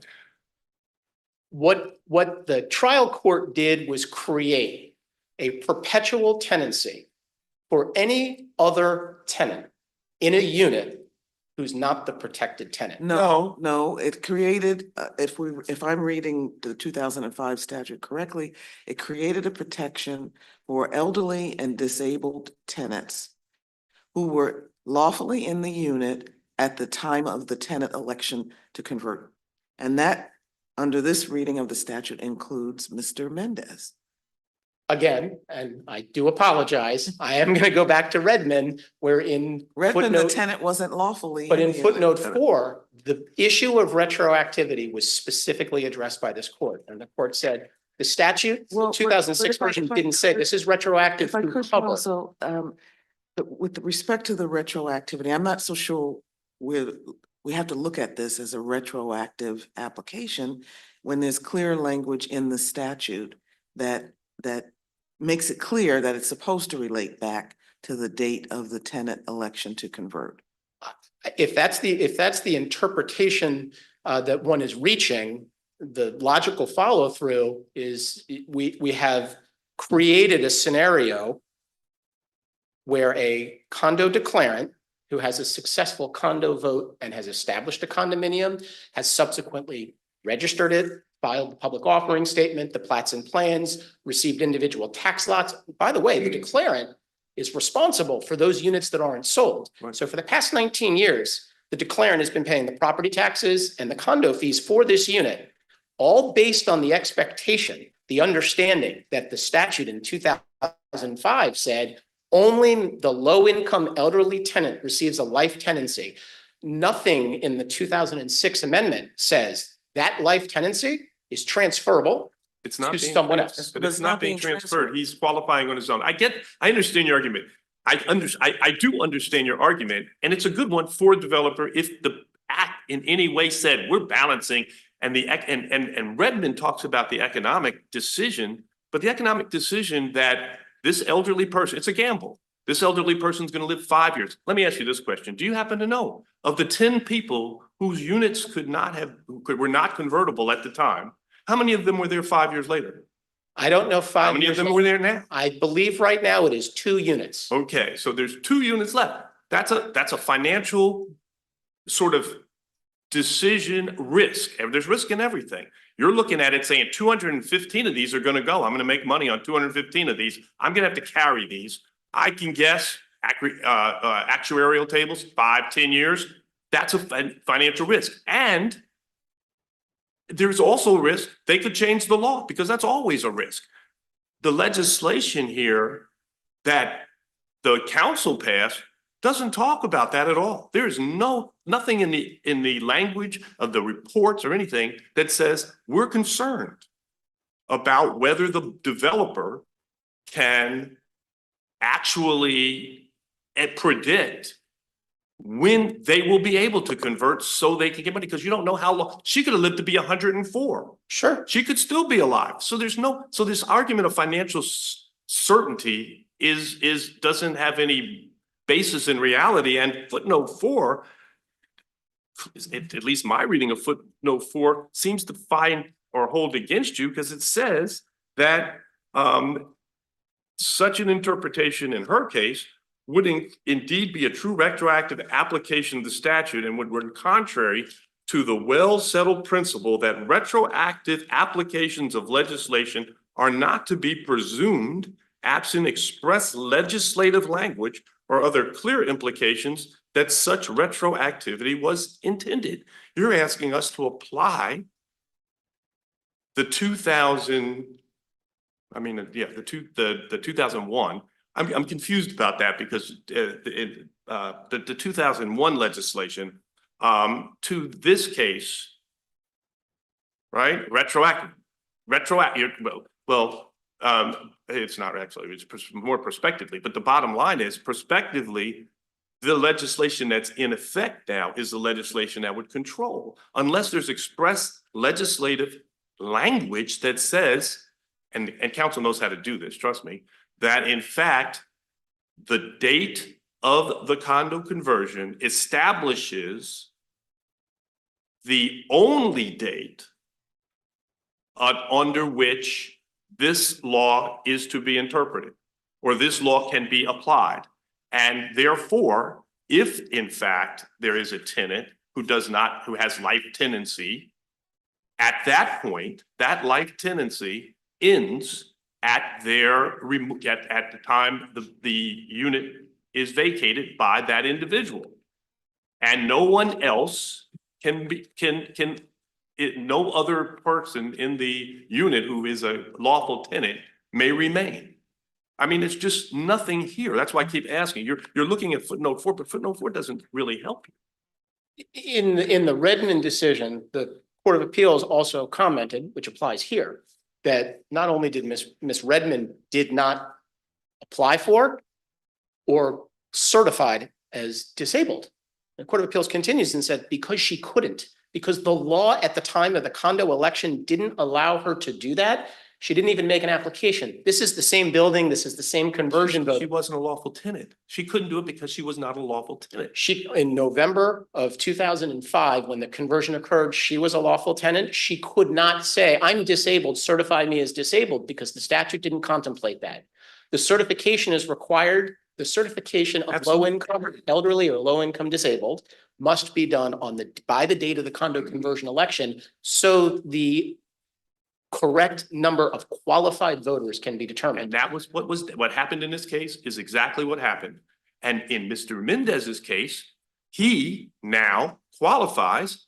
And the point I thought I was going to give you, which was contrary to what I thought initially, because I was more on the lines of Judge Deal, was that somehow that conversion then applied until it was converted as a building, but somehow there's a recognition that you can, for units that were otherwise protected from the eviction under the rental housing law would be given another notice. And in fact, if the individuals at that time that the notice is now given because now you're evicting someone under the eviction statute for this purpose, would have to qualify under one of these two categories, in elderly and low income or disabled and low income, and they could be asked to vacate or purchase if they weren't one of those two categories. But you seem to be suggesting it was a snapshot in time. It happened. We're 20 years later, and unless they're even if they weren't disabled or low income elderly, you could only evict them for one of the reasons that the eviction law provides. Okay, I may have confused you. Let me unpack that for you. Thank you. Your argument that it's a snapshot in time means that at the time of the conversion, these people were protected. Conversion's over, that whole statute is irrelevant. It's irrelevant to anything. They were protected as tenants. So now, as tenants, they can only be evicted under our tenant eviction law because it's a snapshot in time that is silent on any what happens to them. And if that's the case, then even if they weren't disabled or elderly, they could, which is not a category for which you can evict somebody under our eviction law, they're protected as long as they want to stay there. Because they, at the time of the conversion, that unit could not have been sold. Well, the unit could have been sold. The unit could not have been sold. No, the unit. Because she was not even given a notice of it and she could not sell from under her. She had Unit, the right to remain. and that's the issue. That is the issue. And that was the time at the conversion, and the conversion's over. You said that yourself. So if the unit. Why could be doesn't it sold- fall to the eviction statute to determine whether somebody who's then a tenant in that building is evictable? Well, I would respectfully disagree and say 501J, 350501J, we have so many statutes that we're tossing No, around here. The eviction control subsection J would allow a notice to vacate in the event of a condominium conversion. There is nothing in the law that says you have to give the 120-day notice to vacate within X amount of time. To the contrary, the statute clearly states you can't give this notice sooner than 10 days after you register the condominium, period. There's nothing after that says it becomes stale if you don't give it within 2 years. He never got one. He did get one. He got one in April of 2019. And in April of 2019, the statute says if you are disabled, you are protected. You do not have to vacate But the or purchase. But the law says the determination of your status is as of the date of the conversion. There was no determination. I can give you the appendix site. No, I appreciate that. There's no conversion. So that's why I'm saying, so you're actually arguing there is no conversion. No. At the time of 2019, there's no conversion. Then it goes back to 3505J does not apply because there's no conversion. You're not seeking a conversion. Therefore, it doesn't have any applicability at all. And this person, even if he wasn't disabled, would then only be terminable, only could be evicted if he fits under any of the other 3505 categories. No, because if he was not, if the qualified life tenant, the statutory life tenant is not in the unit, the declarant can issue the notice under the eviction controls 501 subsection J. So Where does that come from? Where do you, I mean, the language is clear. The language says in seeking a condominium conversion. but if we go and read, which Go ahead, please. I'll do right here, it says that in the case of a condominium conversion, the declarant shall give each of the tenants or subtenants of the building or buildings which the declarant submits to the provisions of this chapter at least 120 days notice of the conversion before any such tenant or subtenant may be served with a notice to vacate. Such notice of conversion shall be given no sooner than 10 days after the date of declarant's application for registration is approved. The notice shall be in the form as the mayor may require and shall set forth generally the rights of tenants and subtenants pursuant to this section. This is the Condominium Act. So now I'll throw a third statute in to muddy the waters a little more, 42, I don't think they're muddy, 1904.08. Counselor. Before you get there, I don't think they're muddy because, okay, so your notice was fine. Problem is you couldn't evict them. Like you keep on wanting to come back to, we complied with the notice requirement. So what? You comply with the notice requirement, but you didn't have any right to evict him under 3505.01J. That tells you how it tells you when, like how to notify somebody when you're evicting them. It doesn't say, but it also says, in order to evict them, you need to be seeking to convert to a condominium unit, and you know you're not doing that, and you've admitted you're not doing that. Because it was converted. Yeah, I know, But it was already because converted? whatever, I don't care because, I mean, because whatever, for whatever reason, it's done. And so he's no longer evictable on that basis. You got to look to a different basis. Well, he now has a perpetual Yeah, protected life tenancy that the legislature clearly didn't intend. why to grant. clearly? Because the statute does not say that the protections of a low-income elderly resident inure to the benefit of everyone in the household. The protections are tenant-specific, not unit-specific. And if he was 35 years old today and not disabled, he wouldn't get any of the protections. Ostensibly, at least the way I was thinking I would interpret it, but you're now telling me maybe I'm wrong. Maybe I should interpret it as he'd get the protections also because there's no basis to evict him. He has no protections once the protected tenant is not in the unit. I mean, the Unless the hypothetical, legislature gives him so. but the legislature didn't say for every conversion that's occurred before this, we're going to now say that anyone that could be protected under this new law for every conversion that came before it. But that's how the law is applied. It's applied as of its effective date. You're asking us to apply it differently than how laws are typically applied. It was applied as of its effective date prospectively, and it still says as of the date of the conversion election, as of the date of this conversion election. And if we look at Joint Appendix page 107, the condo conversion branch identifies Ms. Aparicio as a qualified low-income elderly tenant protected from eviction, which means she's a head of household. She meets all the requirements. That's what the declarant was relying on in moving forward with this. To now say, you complied with the statute, you didn't issue your 120-day notice to these 10, because they identify 10 specific units here. Right. You didn't send your 120-day notice to those 10 specific units, even though this is now a condo building.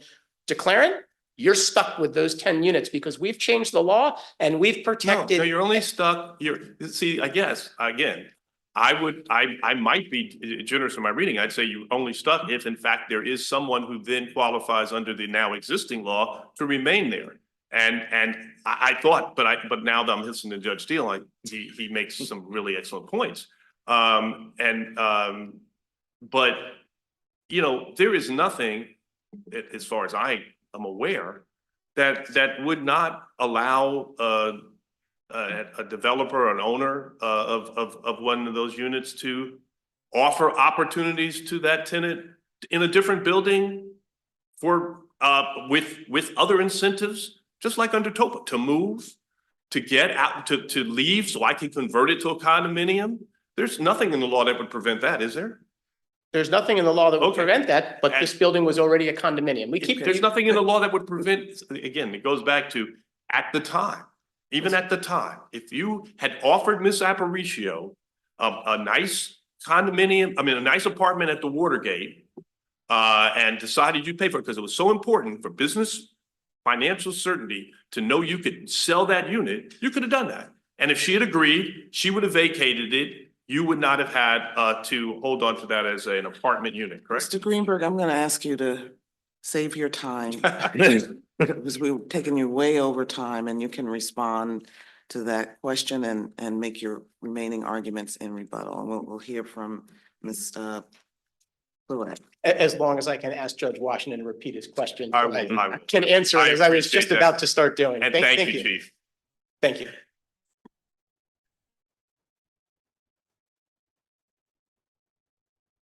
Good morning. May it please the court.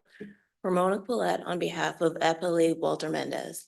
I believe many of our points were already covered during the appellant's questioning. I would summarize our position in that there was no valid notice to vacate given in this case. That was the holding of the lower court, and we believe this court should affirm it. When you say no valid notice to vacate, it goes back to that other issue I was raising with counsel about Greenberg about this case. If we interpreted 3505J to allow for, why couldn't we interpret it to allow for now the conversion? This is not his argument, so I doubt we will do this, but the conversion of that unit into a condominium unit that can be sold. I mean, his argument is sound. It was already converted. It's just that he had to rent his his condominium to the Ms. Aparicio.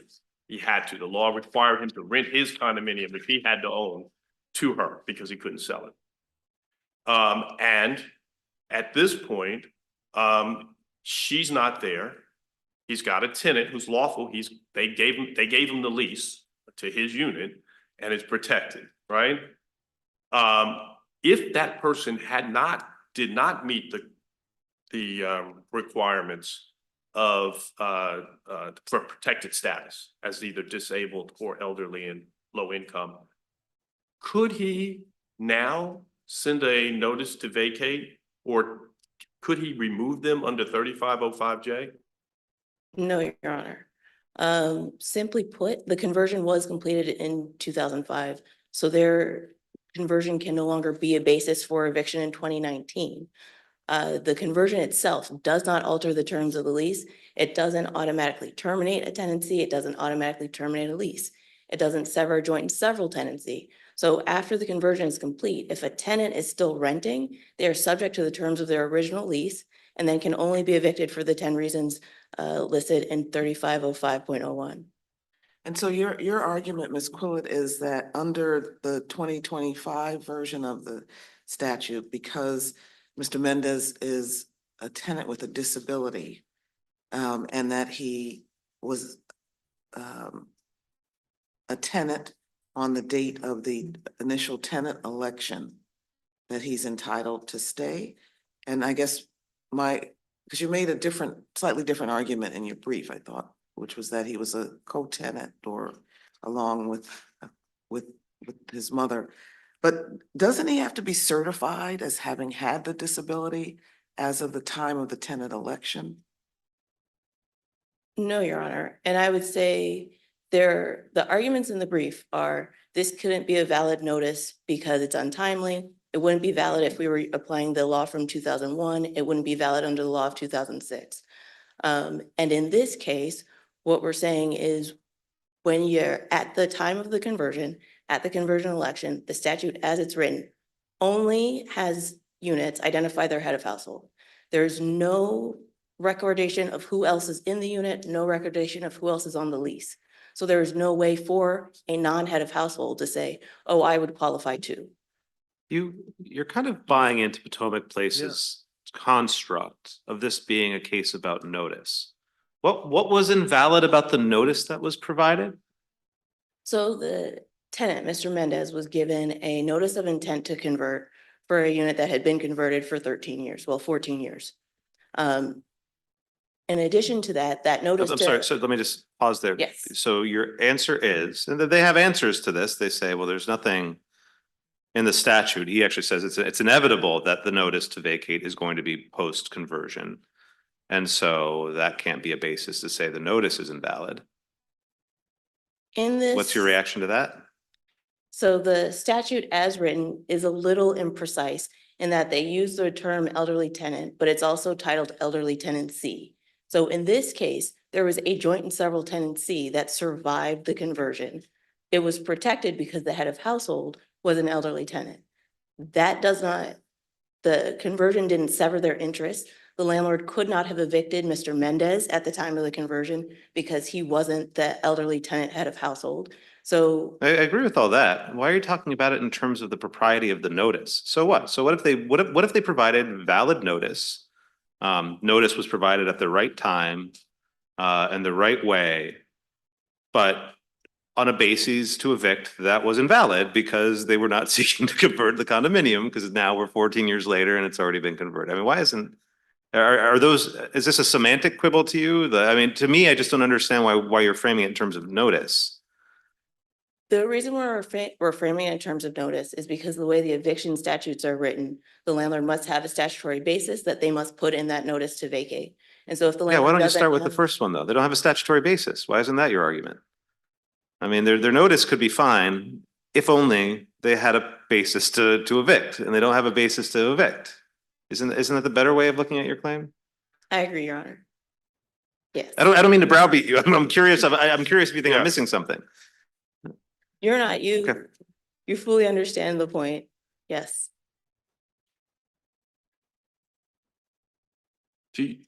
Yes. Thank you.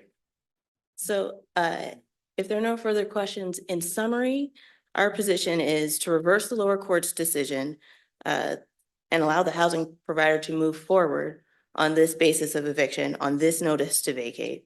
This court would have to find three things. The court would have to find that the housing provider can serve a notice to vacate for a conversion of condominium, for the notice of intent to convert to a condominium at any time, 10 years, 20 years, however long after the conversion has been completed. Two, the court would have to decide that the council's intent when making the statute, the conversion and sale statute and the protections in 208 were to sever joint and several tenancies so that tenants could be treated separately. And three, it would need to create a new grounds for eviction, which is death of a co-head of household, like death of a co-leaseholder. As it stands, death of a co-leaseholder is just not a grounds for eviction. And in this case, the only reason why the housing provider wants to evict Mr. Mendez is because his co-leaseholder, his mother, died. Does there have to be a determination under this newer version of the statute that Mr. Mendez has a disability, and has that been made? If this court finds the notice to vacate valid, then yes, we would need to have an evidentiary hearing on whether Mr. Mendez qualified under the statute as written and in the notice provided. So the 2019 notice that the housing provider gave Mr. Mendez says that you would have had to qualify as elderly or disabled on the date of the conversion election. So the notice applies the current law, not the previous law, the one from 2001. So so it's not a snapshot in time in terms of the you have one shot at this. You're saying that at this point, I'm trying to figure out how those reconcile. So you're acknowledging and conceding that he has the right now to send a notice out, and if he sends the notice out, the burden is on you to show your client is disabled and therefore meets the criteria set forth in the statute for disability in order to remain? No, Your Honor. Our position is that it's a snapshot in time and that the time that mattered was 2005. And in 2005, he was a protected tenant because he was in a joint several tenancy with a tenant who qualified. And that tenancy wasn't severed, it wasn't ended by the conversion. And once the conversion is complete, they just remain tenants subject to their 2004 lease. Okay. So why did you think that it has to go back down to? Why, I thought your answer to the chief judge was that we'd have to determine his disability. Only if you believe that the notice to vacate that was given to Mr. Mendez was valid. If this court finds that notice valid, then yes, there are findings of fact that need to be made. And then the one qualm I have with your position is sort of as a policy matter, I don't think it makes much sense. So let me see if I can get you to defend it for a moment. So if we have Unit A and Unit B, one has an elderly and disabled tenant plus a 25-year-old healthy one, and the other one has a 25-year-old healthy one. The condominium chooses to convert. You can evict 25-year-old healthy in Unit B because he's by himself, but you can't evict the 25-year-old in Unit A because she has an elderly co-tenant. And then after the conversion, the next day, the elderly co-tenant dies, and now 25-year-old gets to stay in perpetuity. But why? Why would that be? Yes, Your Honor. To add on to your hypothetical, if you have two identical units where there's an elderly person and a 25-year-old, they can make separate choices. Unit 1 can say the 25-year-olds are head of household and they participate in the election as eligible voters. The election carries and the unit gets converted. The 25-year-old dies. The elderly person doesn't then get to say, oh, wait, but what about me? I should be able to stay now. No, they made their choice at the time of the election, and that's what they're held to. And in the opposite scenario where the household decided that the elderly person was the head of household, they are choosing not to participate in the condo conversion election. They are choosing to remain tenants without the option of buying at the valuation at the time of the conversion election. So they are actually treated the same. It's just that the tenants get to decide who's their head of household. So the healthy 25-year-old does get to stay. If the elderly head of household passes away, then yes, the healthy 25-year-old would get to stay. As long as he's on the tenant, as long as he's A co-leaseholder. joint- Yeah, Yes. So what's your legal basis for this co-tenancy and co-lease owner status allowing the head of household or the non-disabled or the non-elderly tenant to stay into perpetuity, when my understanding of the legislation is to protect the elderly and disabled? So the answer to that question, Your Honor, is that as it relates to the Conversion and Sales Act, this is a case of first impression, so this question hasn't been answered. But with the Rental Housing Act and the eviction statutes, they deal with joint and several tenancies all the time. When it comes to a non-payment of rent case, if you have 4 roommates, one of them stops paying, the landlord can't just evict the non-paying roommate, has to evict all of the roommates because it's a joint and several tenancy. When there's violation of a lease obligation, the landlord cannot evict just the tenant who violated the lease. They have to evict all tenants. So when it comes to evictions, the statutes and the courts treat all the tenants as one when it's a joint and several tenancy. They don't break it up. And so it would be a radical change in the law for the Conversion and Sales Act to say, for us, we're going to break up the joint and several tenancies. And then to not even say it explicitly, just say, maybe it happens by operation of law. So that's our position, Your Honor. counsel, when this law was amended soon after this head of household, and they eliminated the head of household, recognizing it's a problem. To have, for the reasons I think my colleagues have just pointed out with their hypotheticals, because it's contrary to what is the interest to be protected here, the only group the council wants to protect. At that point, elderly and disabled, okay? So why wouldn't it address the fairness issue that seems to be emanating from the questions that my colleagues have asked, to say that that notice is under 3505J, even though it's no longer seeking to convert the building to a condominium, is a notice that at least puts the now tenants who survived the condominium conversion as protected tenants on notice that they have to, unless they fall into one of these categories, disabled or elderly, they have to vacate or agree to purchase it. Because unfortunately, there's no reconversion of the unit. So these tenants don't get an opportunity to participate in the conversion election, which is a fundamental right under the Conversion and Sales Act. So That even time if has they could show that passed. their vote would have made a difference. You know, it's one of the battlegrounds condos. That in fact, it passed 250 to, I mean, what, couldn't have done that much because the numbers are 200 to 50, right? So Yeah. they would have been 51 or 52, 250, they still would have converted the building, right? Yes, maybe. In this case, we're talking, looking back 14 years to say, if I had been the head of household 14 years ago, I would not have been able to persuade my co-tenants or the other units that we should resist the condo conversion.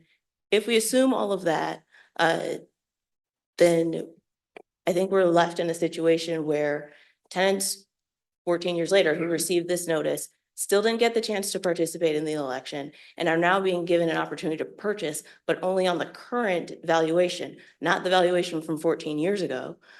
So they have lost something very real and tangible with the delayed notice. Thank you. That's what I was wondering. Okay. All right, anything further? No, Your Honors. Thank you so much for your time. Mr. Greenberg? Give you a couple minutes for rebuttal. I would love to answer your question that you had posited right before I was.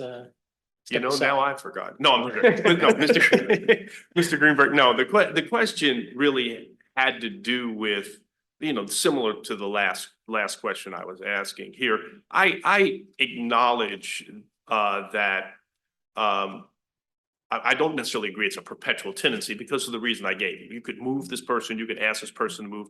There may be someone who is the only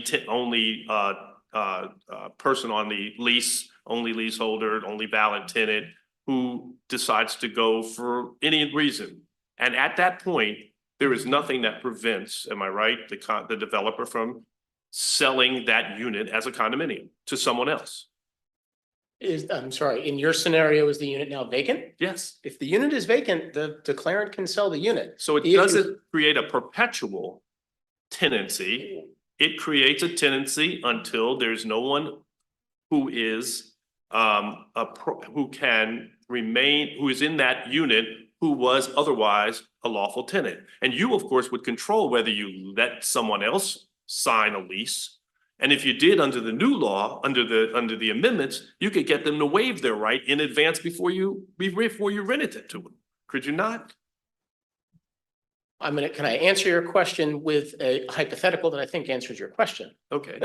What if someone else moves into the unit during the life of the second person? I'll use Mr. Mendez's name just to No, make that's it fine. easier. That's fine. And they're not on the lease, obviously, because they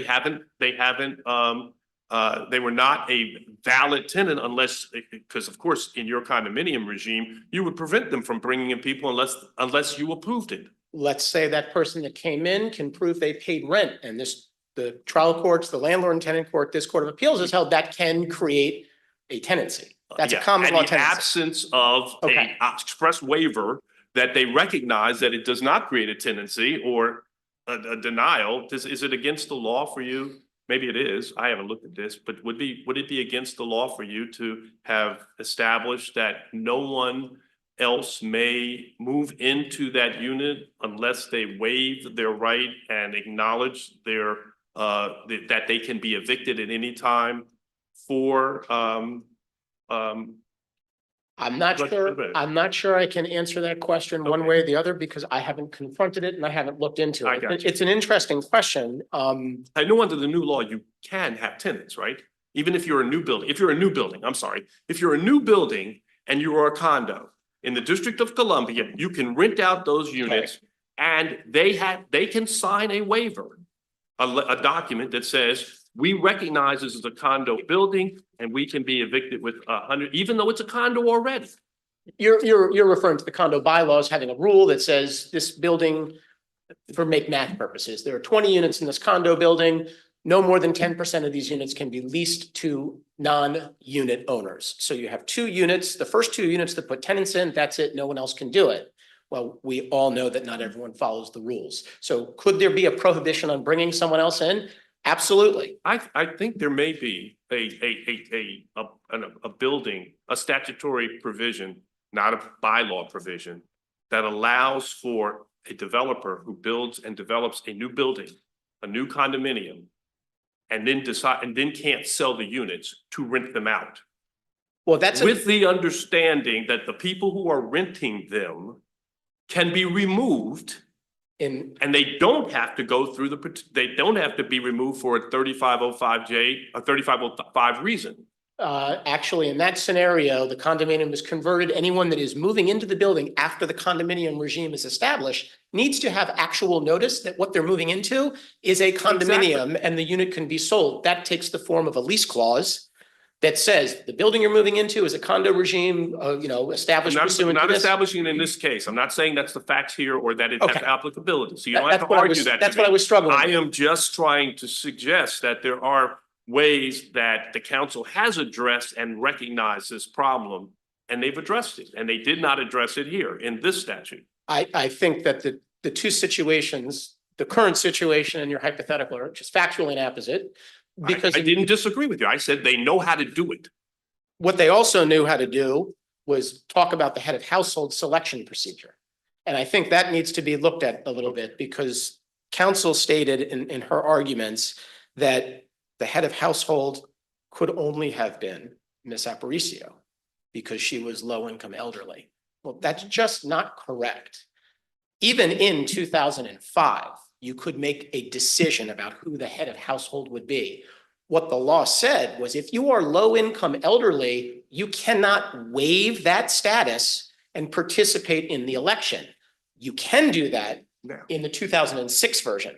You actually are allowed to waive your elderly, low-income elderly and low-income disabled status, participate in the election, and be given a notice to vacate under 501J. Right. Here, we don't have waiver. There's no waiving the protections, but what Ms. Aparicio and Mr. Mendez could have done is decide who's going to be the head of household. They could have picked Mr. Mendez. He could have said to his mom, I'm the one who's bringing in more than 50%. And I want to be the head of household because if I'm the head of household and I vote in this, they're going to come and, I don't know, they're going to pay us. They're going to offer us something. We're going to get a huge discount. We'll be able to buy this condo and we can stay here. They didn't do that. They picked Ms. Aparicio as the head of household because at that moment in time, they knew as long as she's in the unit, they get to stay.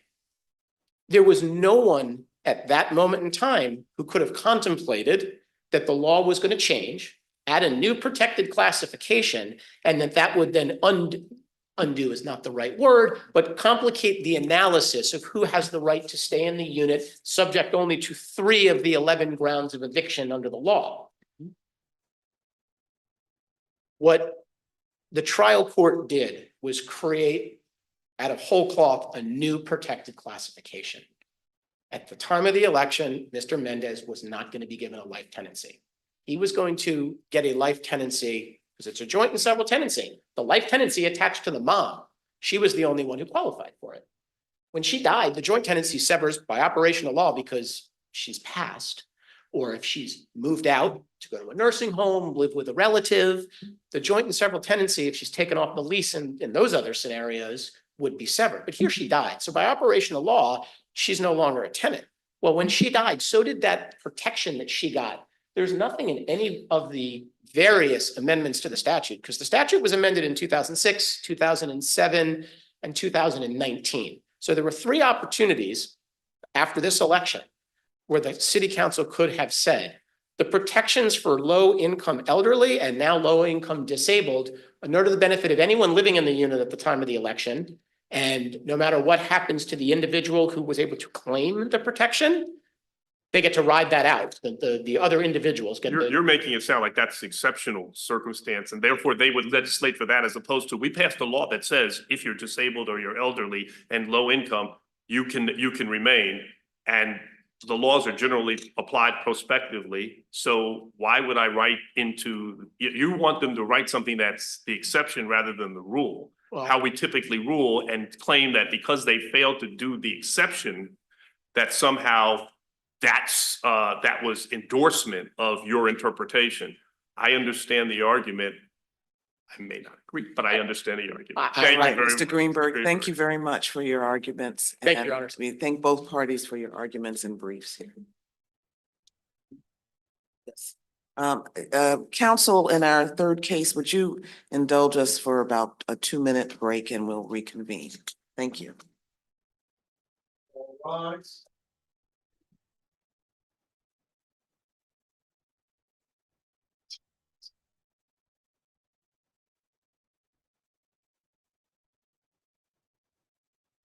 On the floor, we'll take a short recess and bring on the next call.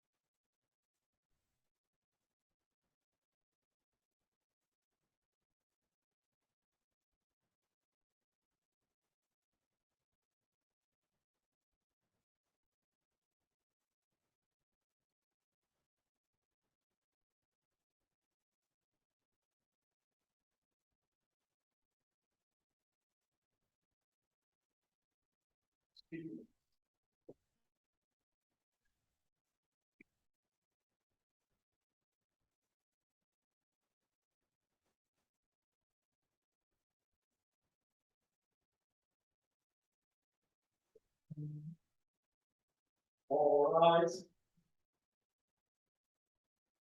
Honorable court is back in session.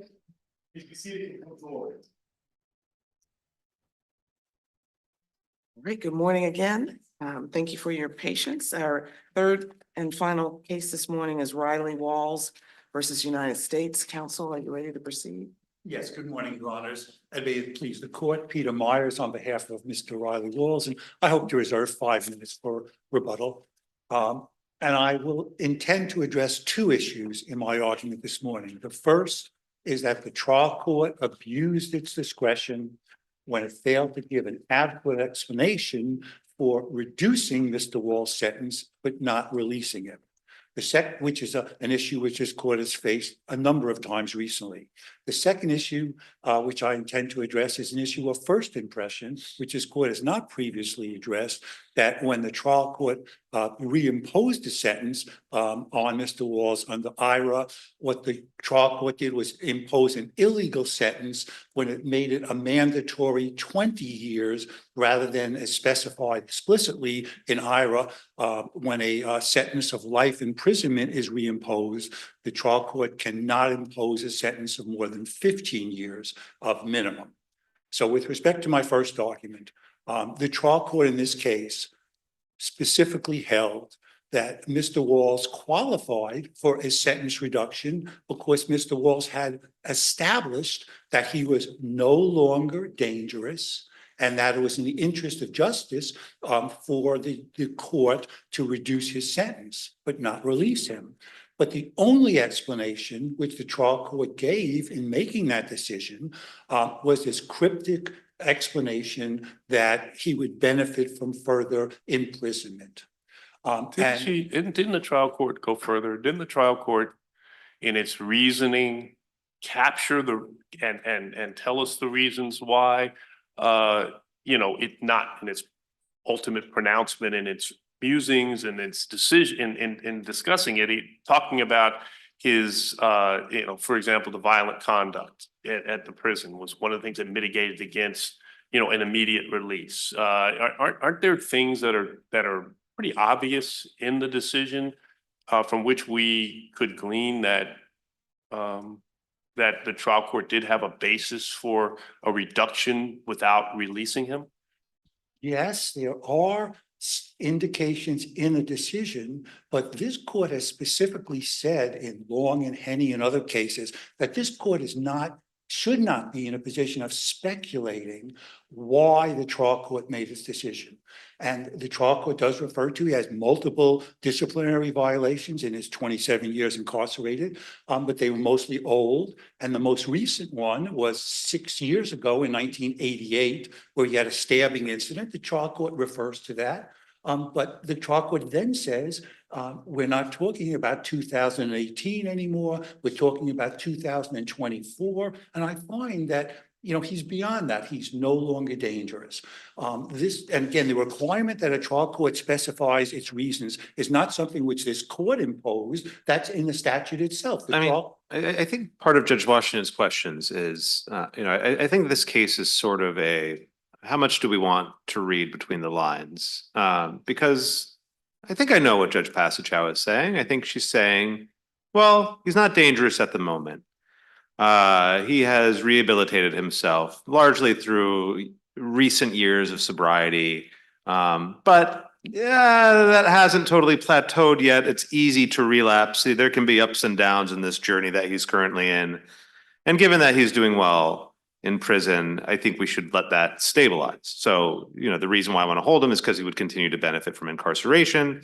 This is a relatively new development in his life that he's no longer dangerous, and we want to keep him in so that continues. If she had said that explicitly, do you have any problem with that? Would that be any basis that we could reverse on? Then I would address that very different issue of whether that is a reasonably explained and not an abuse of discretion. But Okay, well, it doesn't do that. Well, let me say, I don't think it's very different. I mean, I think you can glean that, you know, it's tricky to draw a line between when something becomes a fair inference and when it becomes speculation. When I read Judge Passachow's order, I agree. It really should have been more express. I think it would have been better if she had explained exactly why she was issuing the sentence she did in that part of her order. But in her order, she's clearly expressing concerns with sort of the newfound developments in defendants' rehabilitation and, you know, that there could be relapses. I get that, but so why is that unfair speculation? Why isn't that just a fair inference from reading the entirety of her order? Of course, this court has said in Your Honor's decisions and other decisions, this handed down earlier this year and Long and Henny, that this court is not supposed to, the trial court is given wide, broad discretion in making these decisions. This court will defer to the trial court's discretion, but this court should not be in a position of reading between the lines, as Judge Deal just said, or inferring from it. It's so important that the trial court, in exercising its discretions, explain what was this the basis for my decision, rather than putting it on this court to speculate. I think this is a crucial distinction and it's so important that this court not guess why the trial court did what it did. And again, this is language in the statute. Give forth your reasons, and this court has reversed in several cases earlier this year. Instead of speculating or guessing or reading between the lines of why the trial court did what it did, and that's all we're asking for in this case. And then when the trial court makes this decision, then this court, like in the Welsh case, can then make a judgment of, are the reasons and the explanation given by the trial court adequate to justify its decision. In the Welsh case, the government argues in this case that this is unreviewable discretion of why the trial court decided what it did. This court can't even address that question. But in the Welsh case, the most recent case decided earlier this year, this court said, we're not going to adopt that approach. We're going to look for each of the grounds that the appellant has argued that the trial court abused its discretion. We're going to evaluate those. We're going to consider those, and then we're going to make a judgment. If she does it on what Judge Deal said, well, then this court would evaluate that. That's the whole purpose of this requirement for explaining your reasons for the decision to grant partial relief. That she says he's no longer dangerous. It's in the interest of justice to reduce his sentence. The trial court found that. And then the trial court has to explain why it made this incremental decision to reduce his sentence, but not release him. That should not be the obligation of this court to read between the lines or to speculate. She says at least this. She at least says he would benefit from further time in a correctional setting, right? And what does that mean? I mean, that is so cryptic. I mean, because let's just stop. I'm sorry. Assume it means this. He's getting better. He's getting services in a correctional setting. And you know, we've seen him take strides in recent years, and he will continue if we leave him there for a little bit longer. Do you have, apart from sort of what you would describe as being underexplained, do you have any bone of contention with that line of thinking as a basis for the resentencing? You know, assume that she'd spelled that out more. I think he's doing well in there. He'll continue to do well. It would be to his benefit. Do you have any interest? Do you have any problem with that as reasoning if she had articulated it more fully? Again, we're speculating on what she might have done, but I think more than that would be required. I would profit to Your Honor that she's acknowledged in her order that he has a very strong record of taking courses and classes over 1,500 hours. She also recognizes recent acts of violence, assaults committed during his incarceration period. So it comes through that she's weighing a number of things here, and she doesn't do it perfectly. I will concede, but I think it comes through pretty clearly here that she thinks extra time is needed for some of the improvements to settle and to make sure none of the other concerning issues that she also recognizes will reoccur. So what purpose in your view, would a remand, for example, to ask her for more clarification serve? Of course, what all of your honors are pointing to in terms of what might be a plausible basis for her decision is not something which she included in her explanation for giving her decision. She lays out a history, correctly pointing out that he did have a stabbing incident in 2018, which is 6 years ago. She points these out, but she does not include that as an explanation for why she reached her decision. This court is saying, well, you can read between the lines or infer that, but that's not, I would argue to this court, the purpose of the judicial review. We give these trial judges substantial discretion, but the trade-off in giving these trial judges discretion in terms of them making their decisions is they have to explain it adequately. And whether what both Your Honor, Chief Justice, and What's Judge missing? Deal are postulating could have been the basis is not what she gave. What's missing? You said she has to explain it adequately. Here she explains. What causes her explanation, in your view, to fall short of an adequate explanation? Of course, Your Honor, respectfully, the only explanation which the trial court gives, and using her language, not reading between the lines or speculating about what it might have been based upon, she says, in my opinion, he deserves a sentence reduction, but he would benefit from further incarceration. I don't have many clients who might benefit from further incarceration after serving 27 years with a record of taking these many 1,500 hours worth of classes. And his last serious incident was 6 years ago. So I think if that is the basis, I think the whole point of appellate review and reviewing IRA decisions is we give the trial court substantial discretion in making their judgments. We will review it. It's not unreviewable, as the government is arguing. We will review the bases, but we're not supposed to be guessing, speculating, reading between the lines on what the actual basis for that decision is. And that's so important because this is a statutory requirement, which again, this court did not impose upon the trial courts. It's written into IRA when you shall issue a written decision which shall set forth the bases.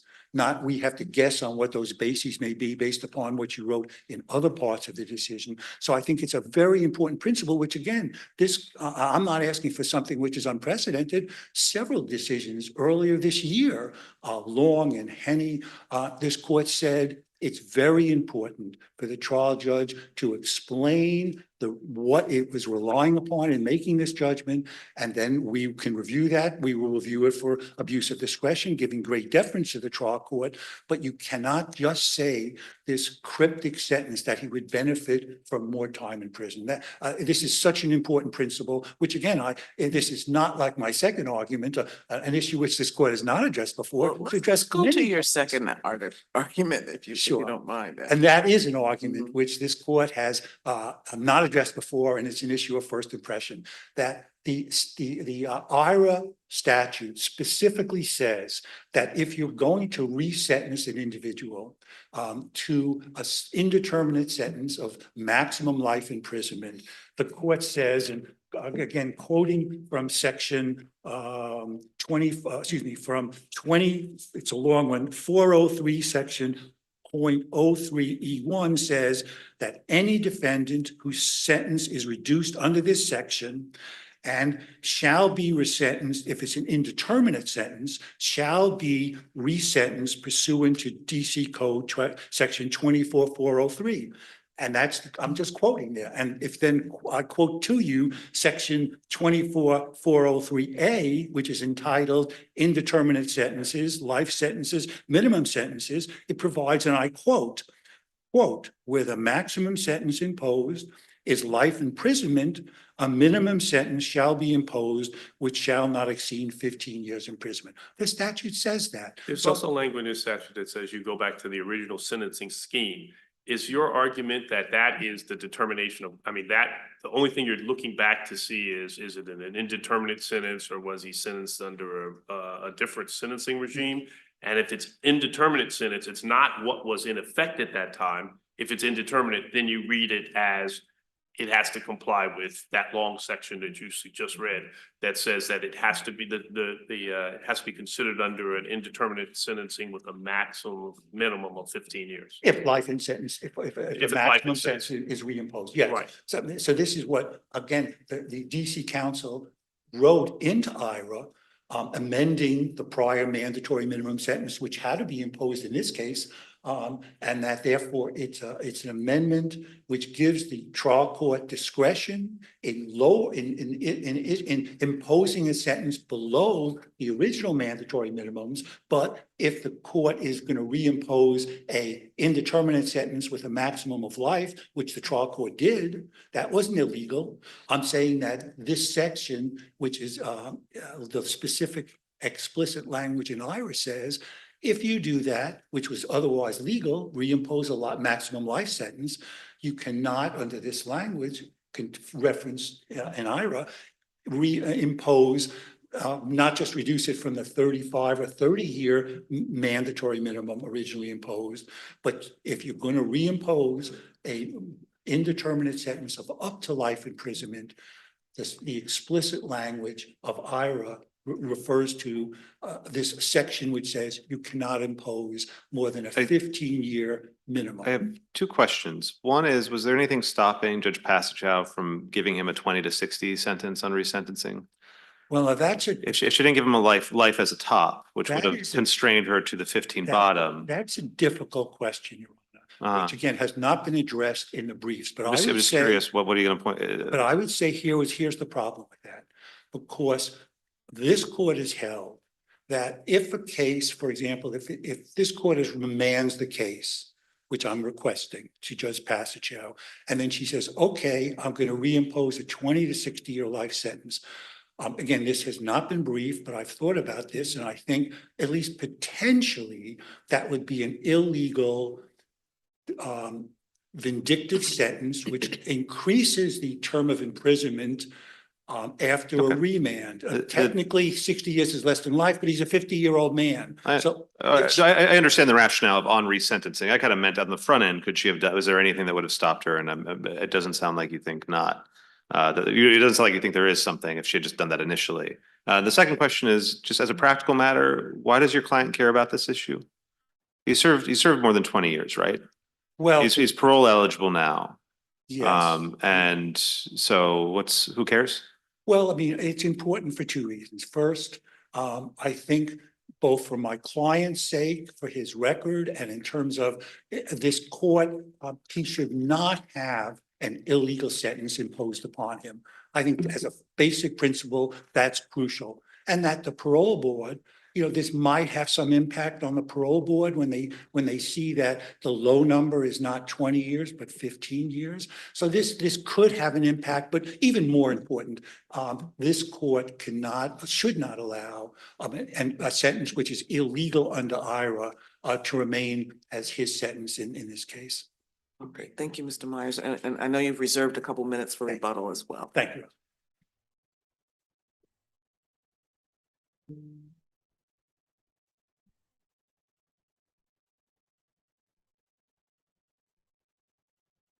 Good morning, still your honors, and may it please the court, Dylan Alloys on behalf of the government.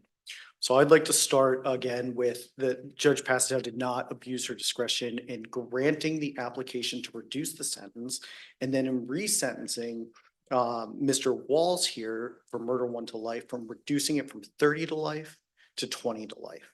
And I think it's important here to parse out the various stages of the IRA statute based off of the legislative language here. So there's the baseline eligibility criteria. That's A1. You have to have been under 25 years old at the time the sentence was committed. You have to have spent at least 15 years in jail, and you have to have been sentenced under one of those 3 generally applicable sentencing schemes. Isn't that last part, isn't that everybody? Well, I think it's a great question. This goes to the legality point, Your Honor.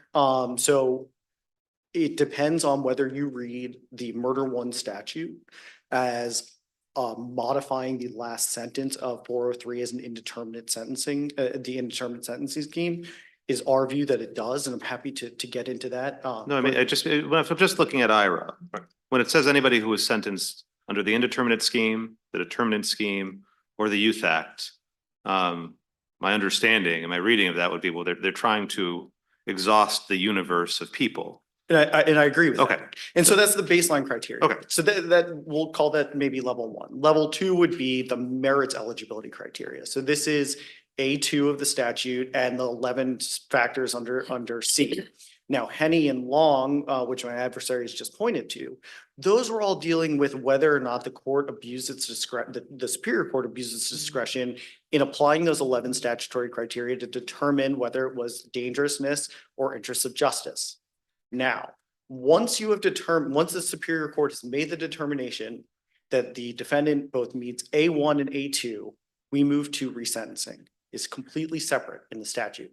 You can look at subsection C, which says once that determination is made, and this is the determination that must be written, we can proceed immediately to resentencing. And that's subsection E.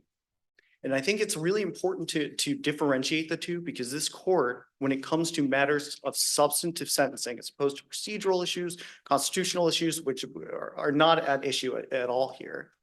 When it comes to matters of substantive sentencing, the appellate court defers to what the Superior Court has determined. That's a matter of LJ, which we've said in our brief. We've provided you also with Walden and Cook. Cook, you may recall, Your Honor, which has extended that to post-conviction motions to reduce sentences.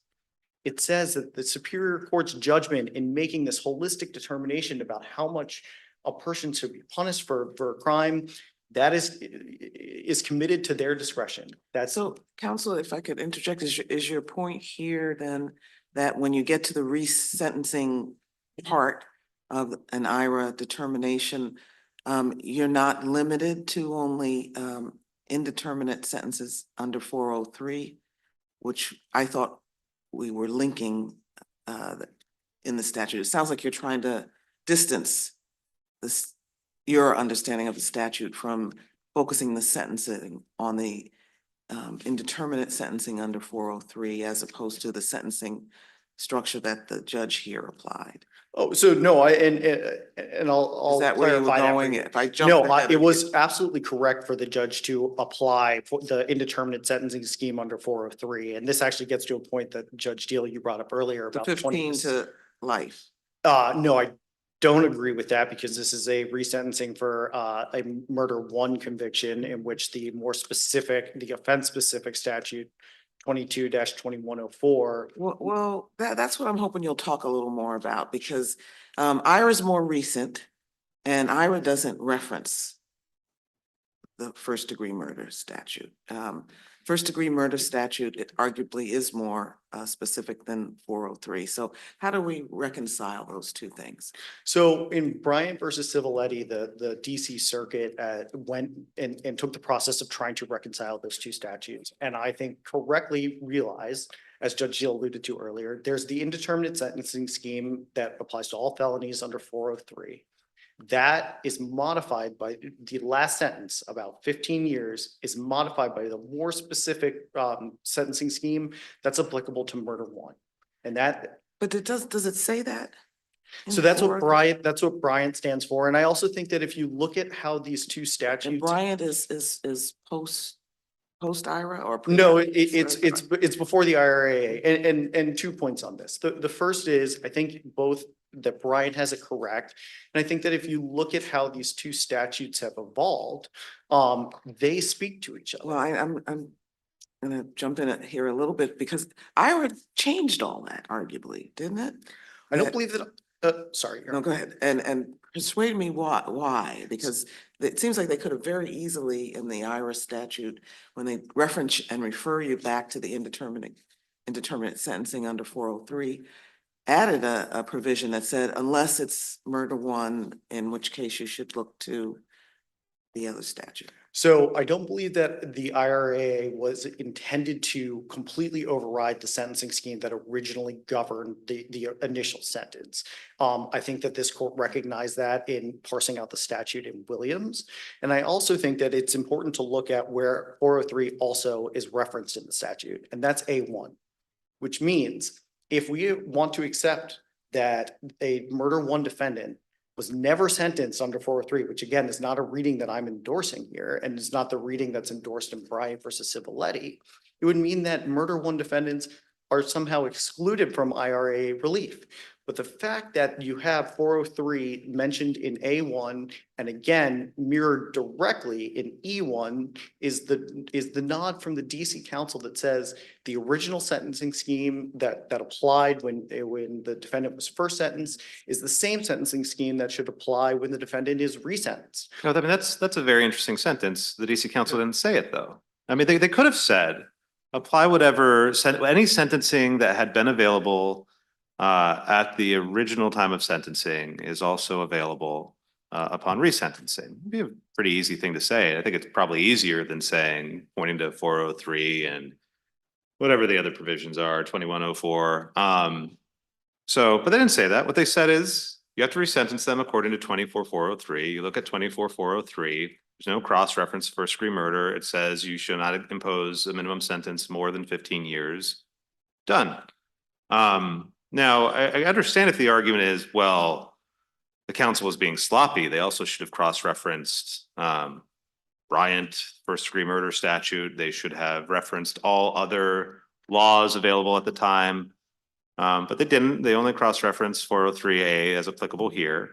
And 403A says 15 years is the maximum minimum. And so I don't know why I don't stop there.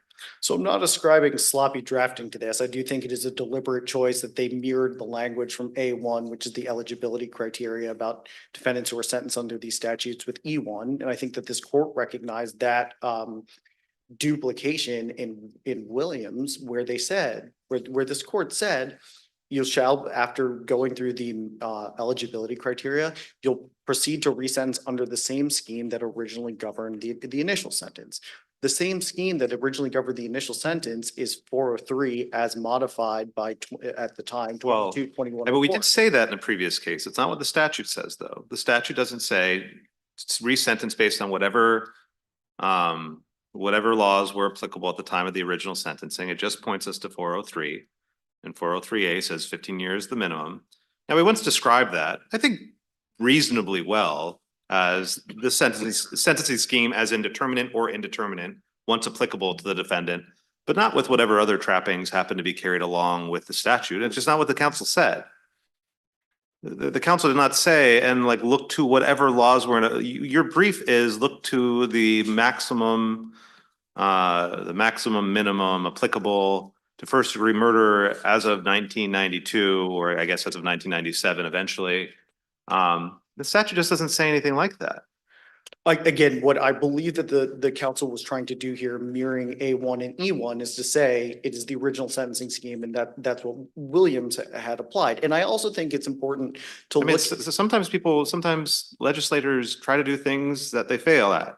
So I mean, that might be. I mean, you might be right. I have no reason to disagree that they didn't have this problem in mind, and that if they had it in mind, they might not have, although I don't think it's obvious that they wouldn't have put a cap on the minimum at 15 years. But they might not have wanted that for first degree murder. They might have wanted 20 years or 30 years. I don't know. They just don't say it. It would just seem to be an odd result if the murder one statute were somehow read out in the eligibility criteria and then all of a sudden read back in for E1. And I think if you also look at how the murder. I don't understand. What do you mean by read out in the eligibility criteria? He has been sentenced under 403. So what you're saying is because when he was sentenced under 403, that did not have a cap on the minimum of 15 years because it had to cross-reference a murder statute. I mean, so what? So he was sentenced under both at the time, 403 and the first degree murder statute, and now they're only pointing us back to 403. So the 403 is modified by 2104 without a cross-reference, and that's what Bryant recognizes. So that same modification should apply on resentencing, as this court has recognized in Williams that the original sentencing scheme is what should control on the resentencing under subsection E of the statute. And I think if you also look at how the indeterminate sentencing statute and the murder one statute have evolved, they speak to each other, and the DC Council is aware of that. So The murder statute, which originally was a death penalty statute, was in place long before the parole commission and the indeterminate sentencing scheme, which came about in the 1930s. Eventually, you get to the point where in the 1980s, the DC Council abolished the death penalty. And upon abolishing the death penalty, it simply struck from 403 the reference that says nothing in the statute shall prohibit a judge from imposing the death penalty for murder. So I think the DC Council is aware in making the evolution of this statute that the murder statute is modifying that last sentence about 15 years because it's providing for murder defendants, people convicted of murder, murder one. We do not pay attention to the 15-year parole eligibility. Well, it's a higher threshold. But could it be that they do exactly what they were doing here? That under this whole construct of IRA, the purpose is to release once youthful offenders who've served a significant amount of time already. You have to have already served 20 years to be eligible for IRA. So focusing on the indeterminate sentencing under 403, where the threshold of the maximum of 15 years to life makes more sense, because you acknowledge that they've already been incarcerated for very long periods of time. And if they're eligible for resentencing, then the focus should be on a lower bottom, higher bottom, however we want to look at it, the 15-year instead of the 20-year to life. I mean, you're not capping the ultimate life, which would encompass murder one, potentially, or the most severe penalties for murder one, too. So I guess I don't understand why we have to look back in history so far when IRA was intended, it's more recent, and it's intended to look forward to a specific category of offenders who've already served a long period of time. So yes, and I agree with you that the IRA is focused on reducing sentences for those that are eligible. And as Judge Passachow recognized here, and as E2 of IRA states, E1, you can ignore the mandatory minimum entirely.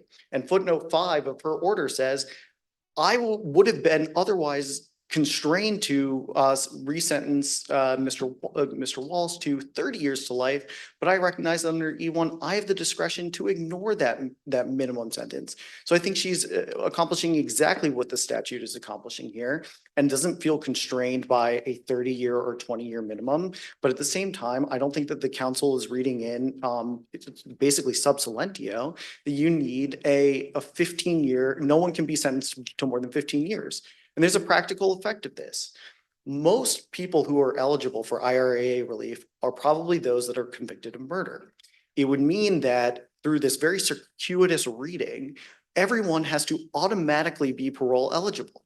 That a judge is constrained to sentence them. Only if they meet the other factors of IRA for any reduction in this. Sure, but in one of those is 15 years. So by function of that, it would say, I have spent 15 years in jail, I must be parole eligible, and any other indeterminate sentence cannot stand. Well, again, only if they meet all these other criteria. Of course. It's not an automatic, you go from serving life to down to 15 years. And the indeterminate sentencing scheme has been gone for 24 years now. And so everybody, so the universe of people that you think this absurdity would apply to are the universe who a judge finds are no longer a danger. They've obviously served more than 15 years, but were even sentenced under an indeterminate scheme.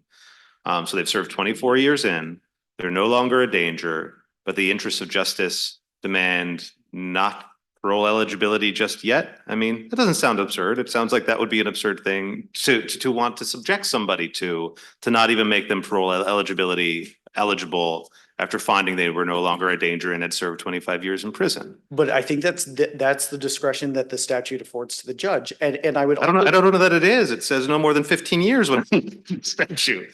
And again, I don't know. And you keep telling me that's a circuitous reading. I mean, no offense to Brian, it might be totally right in terms of how we should reconcile the first degree murder statute with the indeterminate sentencing scheme. But then when IRA comes around, it only points us to one of the two things. It says, go look at the indeterminate sentencing scheme, and that statute says 15 years is you're not, the lower number can't be higher than that. And that's not, what's circuitous about that? Well, I think if the DC Council had intended for every person sentenced under an indeterminate sentence to immediately be parole eligible, there were far clearer ways to put it. And I would also direct your honor back to this court's decision in Welch from earlier this year, in which it affirmed a ruling that was resentencing a defendant for murder one, the same charge here, at 30 years to life. It didn't find error with that. The judge. There's no argument. The argument wasn't raised in that case. Understood, but in the same way that the scope of the substantive review wasn't raised in that case, but nevertheless stood that was what the substantive resentencing was in that case, and that was what this court had at least found was not an abuse of discretion. It was immediate parole eligibility, though. I believe the individual there had served more than 30 years, so it's not the absurd situation that you're positing. Which is probably why it wasn't being contested. I don't mean to. I know we have a whole different topic to talk about as well, so I'll leave this one alone. Do you want to talk about the other one? I don't want to rush them off. And if there are no further questions. Oh, I would like to just get a couple of points on the underexplained argument that Mr. Myers has made, because I feel like I guess I have one, and then I suppose I understand the rest of it. Let's say you're a judge and you have inmate number one, served 20 years, no longer a danger, but he's terrible at going to his programming. He doesn't show up and he's not getting any better in prison. And inmate two, no longer a danger, served 20 years, eligible, but is doing a great job. He goes to all the programming, he goes to counseling, he takes every course he can. Do you think there's a universe in which it would be rational to say, I will release inmate one because the correctional institute is no longer of benefit to him, but I'm going to keep inmate two in because he's doing so well inside and it would continue to benefit him? You're talking under the substantive resentencing scheme under subsection E of the IRAA? I'm talking about, does it make sense to say, despite you not being a danger and me thinking the interests of justice warrant a sentence reduction, I'm keeping you in because you seem to be doing really well in the correctional setting? Is that a rational basis? And if you weren't going to programming, if you didn't sign up for all this stuff, I'd set you free. But you're doing great, so you get to stay in prison. I think that the resentencing process is a holistic approach. I think that that's what the DC Council intended here for the IRAA. So based off of that specific fact pattern alone, I think there could be a moment for pause to figure out what is going on there that's driving that decision. But what I think is important here is that this is not a limited scope in determining the appropriate amount of resentencing. I don't know in defendant A versus defendant B what the underlying crime looked like. Whether everything's identical. Everything else is identical. And this is the only reason she gives for this is all we know about why he's not being released, is that he would benefit further from further incarceration. And I don't think that's an abuse of discretion to say that. So my hypothetical, the exact same two. One's going to all the classes and he's taking entrepreneur classes and they're great benefit to him.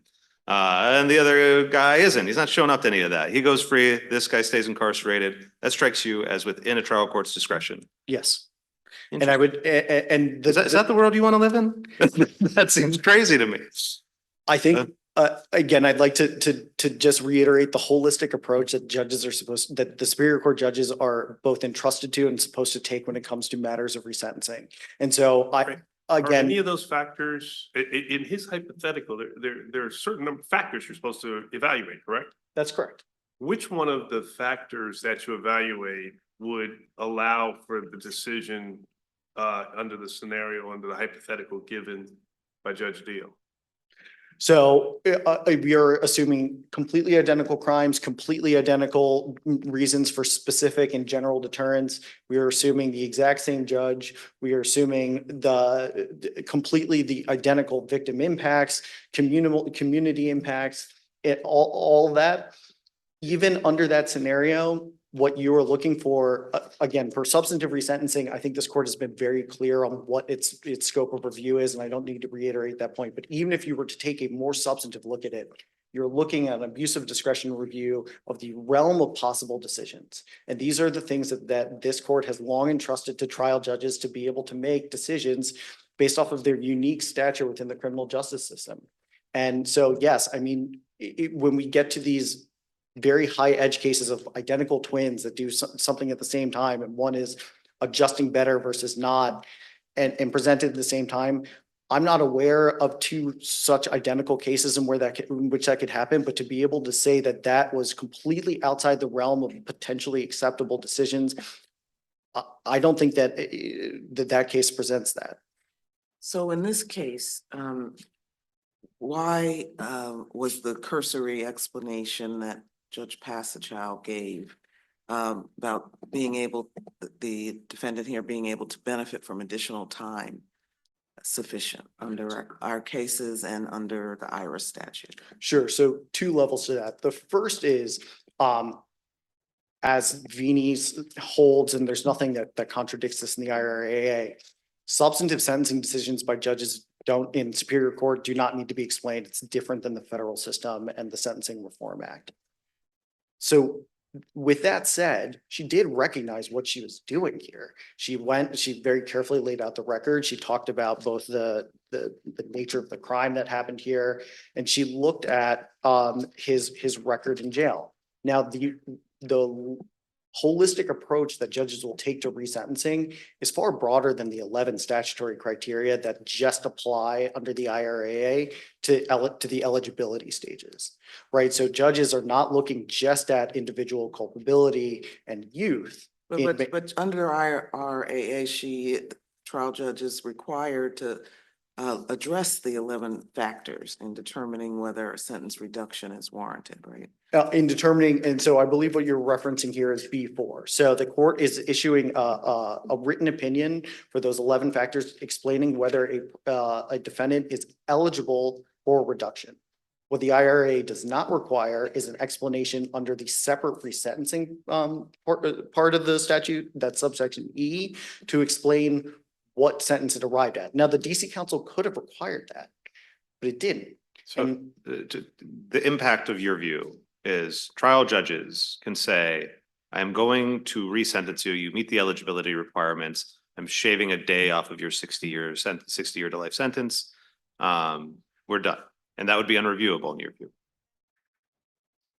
Yes, but I don't think we are seeing that below. I don't think we are seeing that type of subterfuge. Now, if we're not seeing it, I mean, it would be, but you think it would be consistent with the statute that the DC Council wrote to both impose that sentence and for us not to have review over it. For a judge to make the determination in a written sentence consistent with the IRAA that yes, a person is eligible, and then to go to the resentencing and make a discretionary determination about what that sentence is. I do believe that that's what the statute provides. And I think that this court's opinions and in LJ, Walden, Cook, and all the cases it cites talks about what the scope of its review is of those substantive sentencing decisions.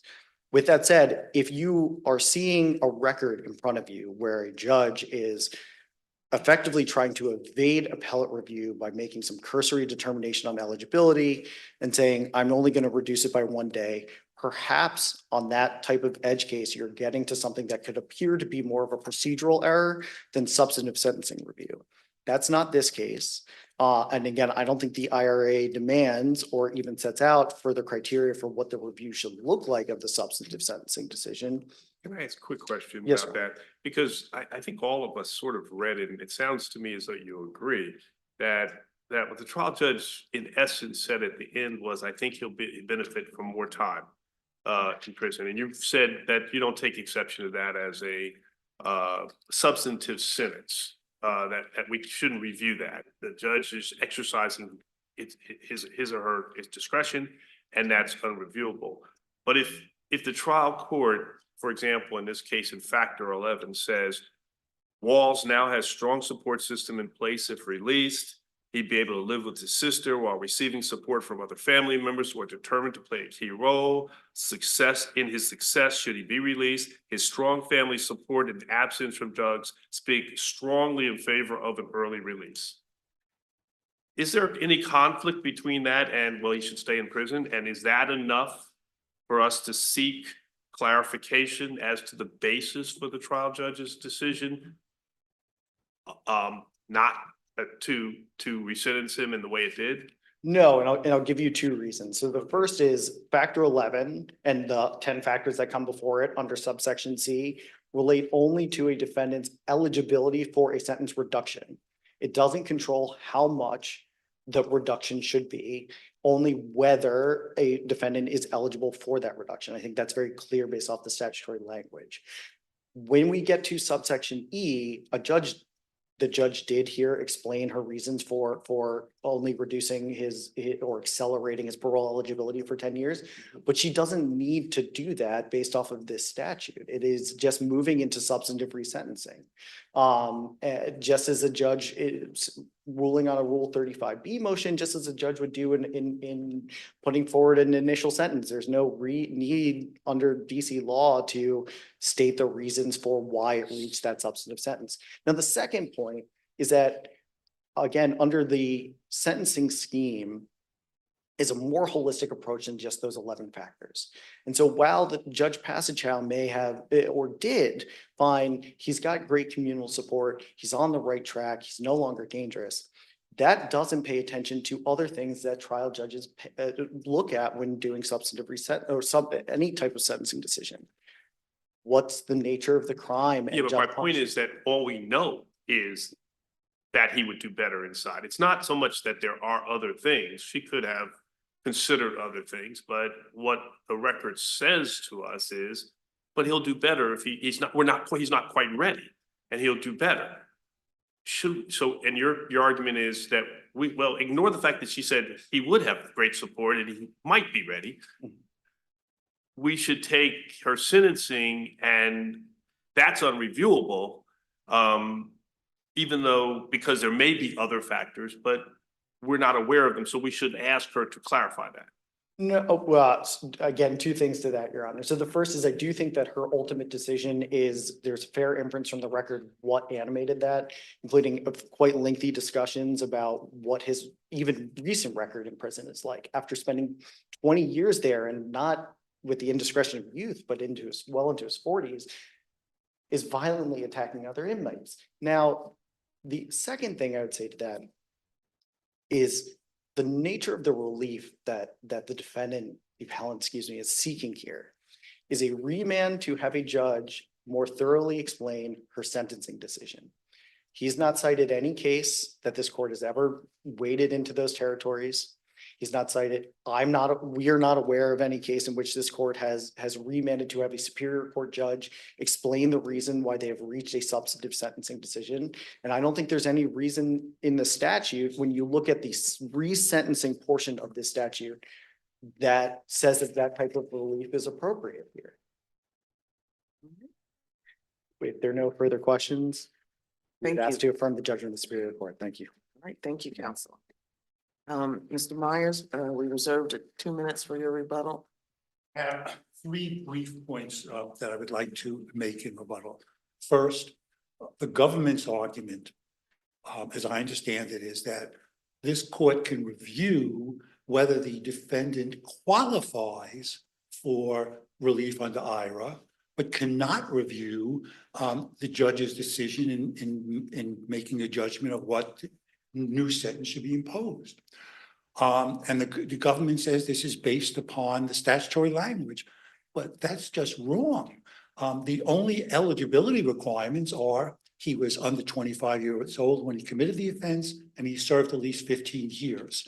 The statute reading specifically says that, quote, the court shall issue an opinion in writing stating the reasons for granting or denying the application.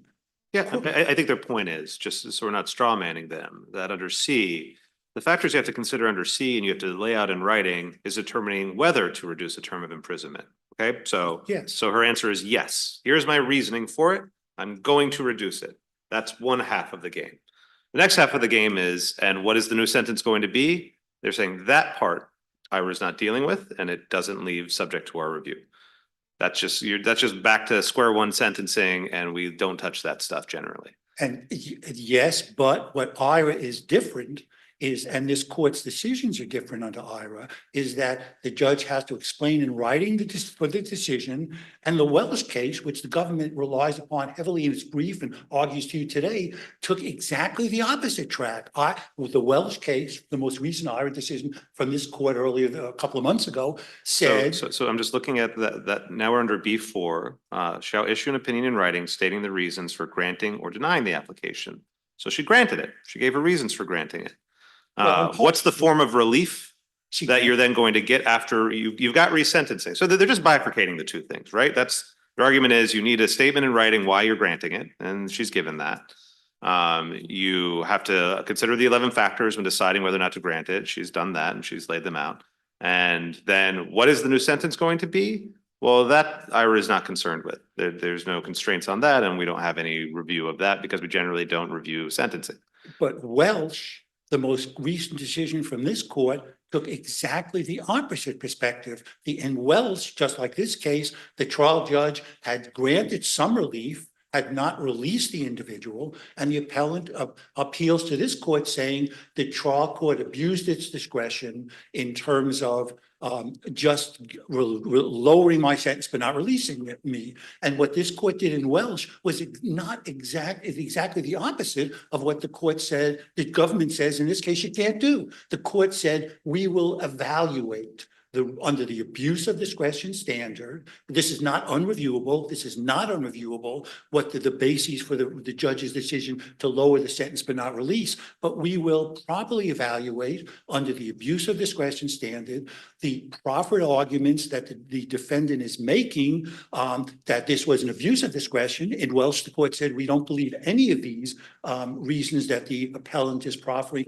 constituted an abuse of discretion, but this court reviewed it on the merits. It did not adopt this bifurcated system that the only thing this court can review is, has he served 15 years and was he under 25 when he committed the offense? It looked at the basis for the court's decision, and in the Welsh case said, no. There was one decision, which was again not reported in this court, which I cited in my brief, in which this court did remand, but that's not precedential, and I'm not claiming it is, when it was remanded for reconsideration of the actual sentence imposed. But Welsh answers this first question that I want to address. You considered it on the merits. You didn't just say this is unreviewable. So I think Welsh definitively answers the government's argument that you have no discretion to review the sentencing decision and to see whether it's an abuse of discretion first. The second thing I wanted to mention just briefly is their citation to the Civiletti case. Way back when the DC Circuit said, when a defendant pro se argued that there was a general sentencing statute which had a mandatory minimum and that should take precedence over the specific murder sentencing statute. And the DC Circuit said, not surprisingly, well, of course, the specific murder statute takes precedence. But I think as the Chief Judge pointed out, IRA is passed by the DC Council and then amended subsequent to that. And clearly the IRA criteria should apply with respect to that. The third point I just wanted to make is that the government says in its brief, and it argues today, well, this is a kind of a weird result if Myers is right as to the sentencing, because to be eligible for IRA relief, you have to have served at least 15 years in prison. And if the people who are resentenced for murder and get an indeterminate sentence, they can have a low number of no more than 15 years. Every prisoner resentenced under this statutory provision for murder one to mandatory to a life imprisonment with no more than a 15-year sentence would become automatically eligible for parole. That's what the statute says. And if the U.S. Attorney's Office has a problem with that, they have every ability to go and try to lobby the DC Council to change it. All I'm saying is this is what the DC Council specifically wrote. And that's the law, and that's all I'm asking this court is to apply the clear law. There's no ambiguity or you caught reading into the 15-year, no more than 15 years. And that's why, as a second ground for relief, our perspective is the court should remand the case among, not only for the trial court to finally spell out the reasons it made its decision, but to impose a legal sentence of no more than 15 years to life. Great, thank you. And we thank both counsel for your arguments and briefs today. All rise.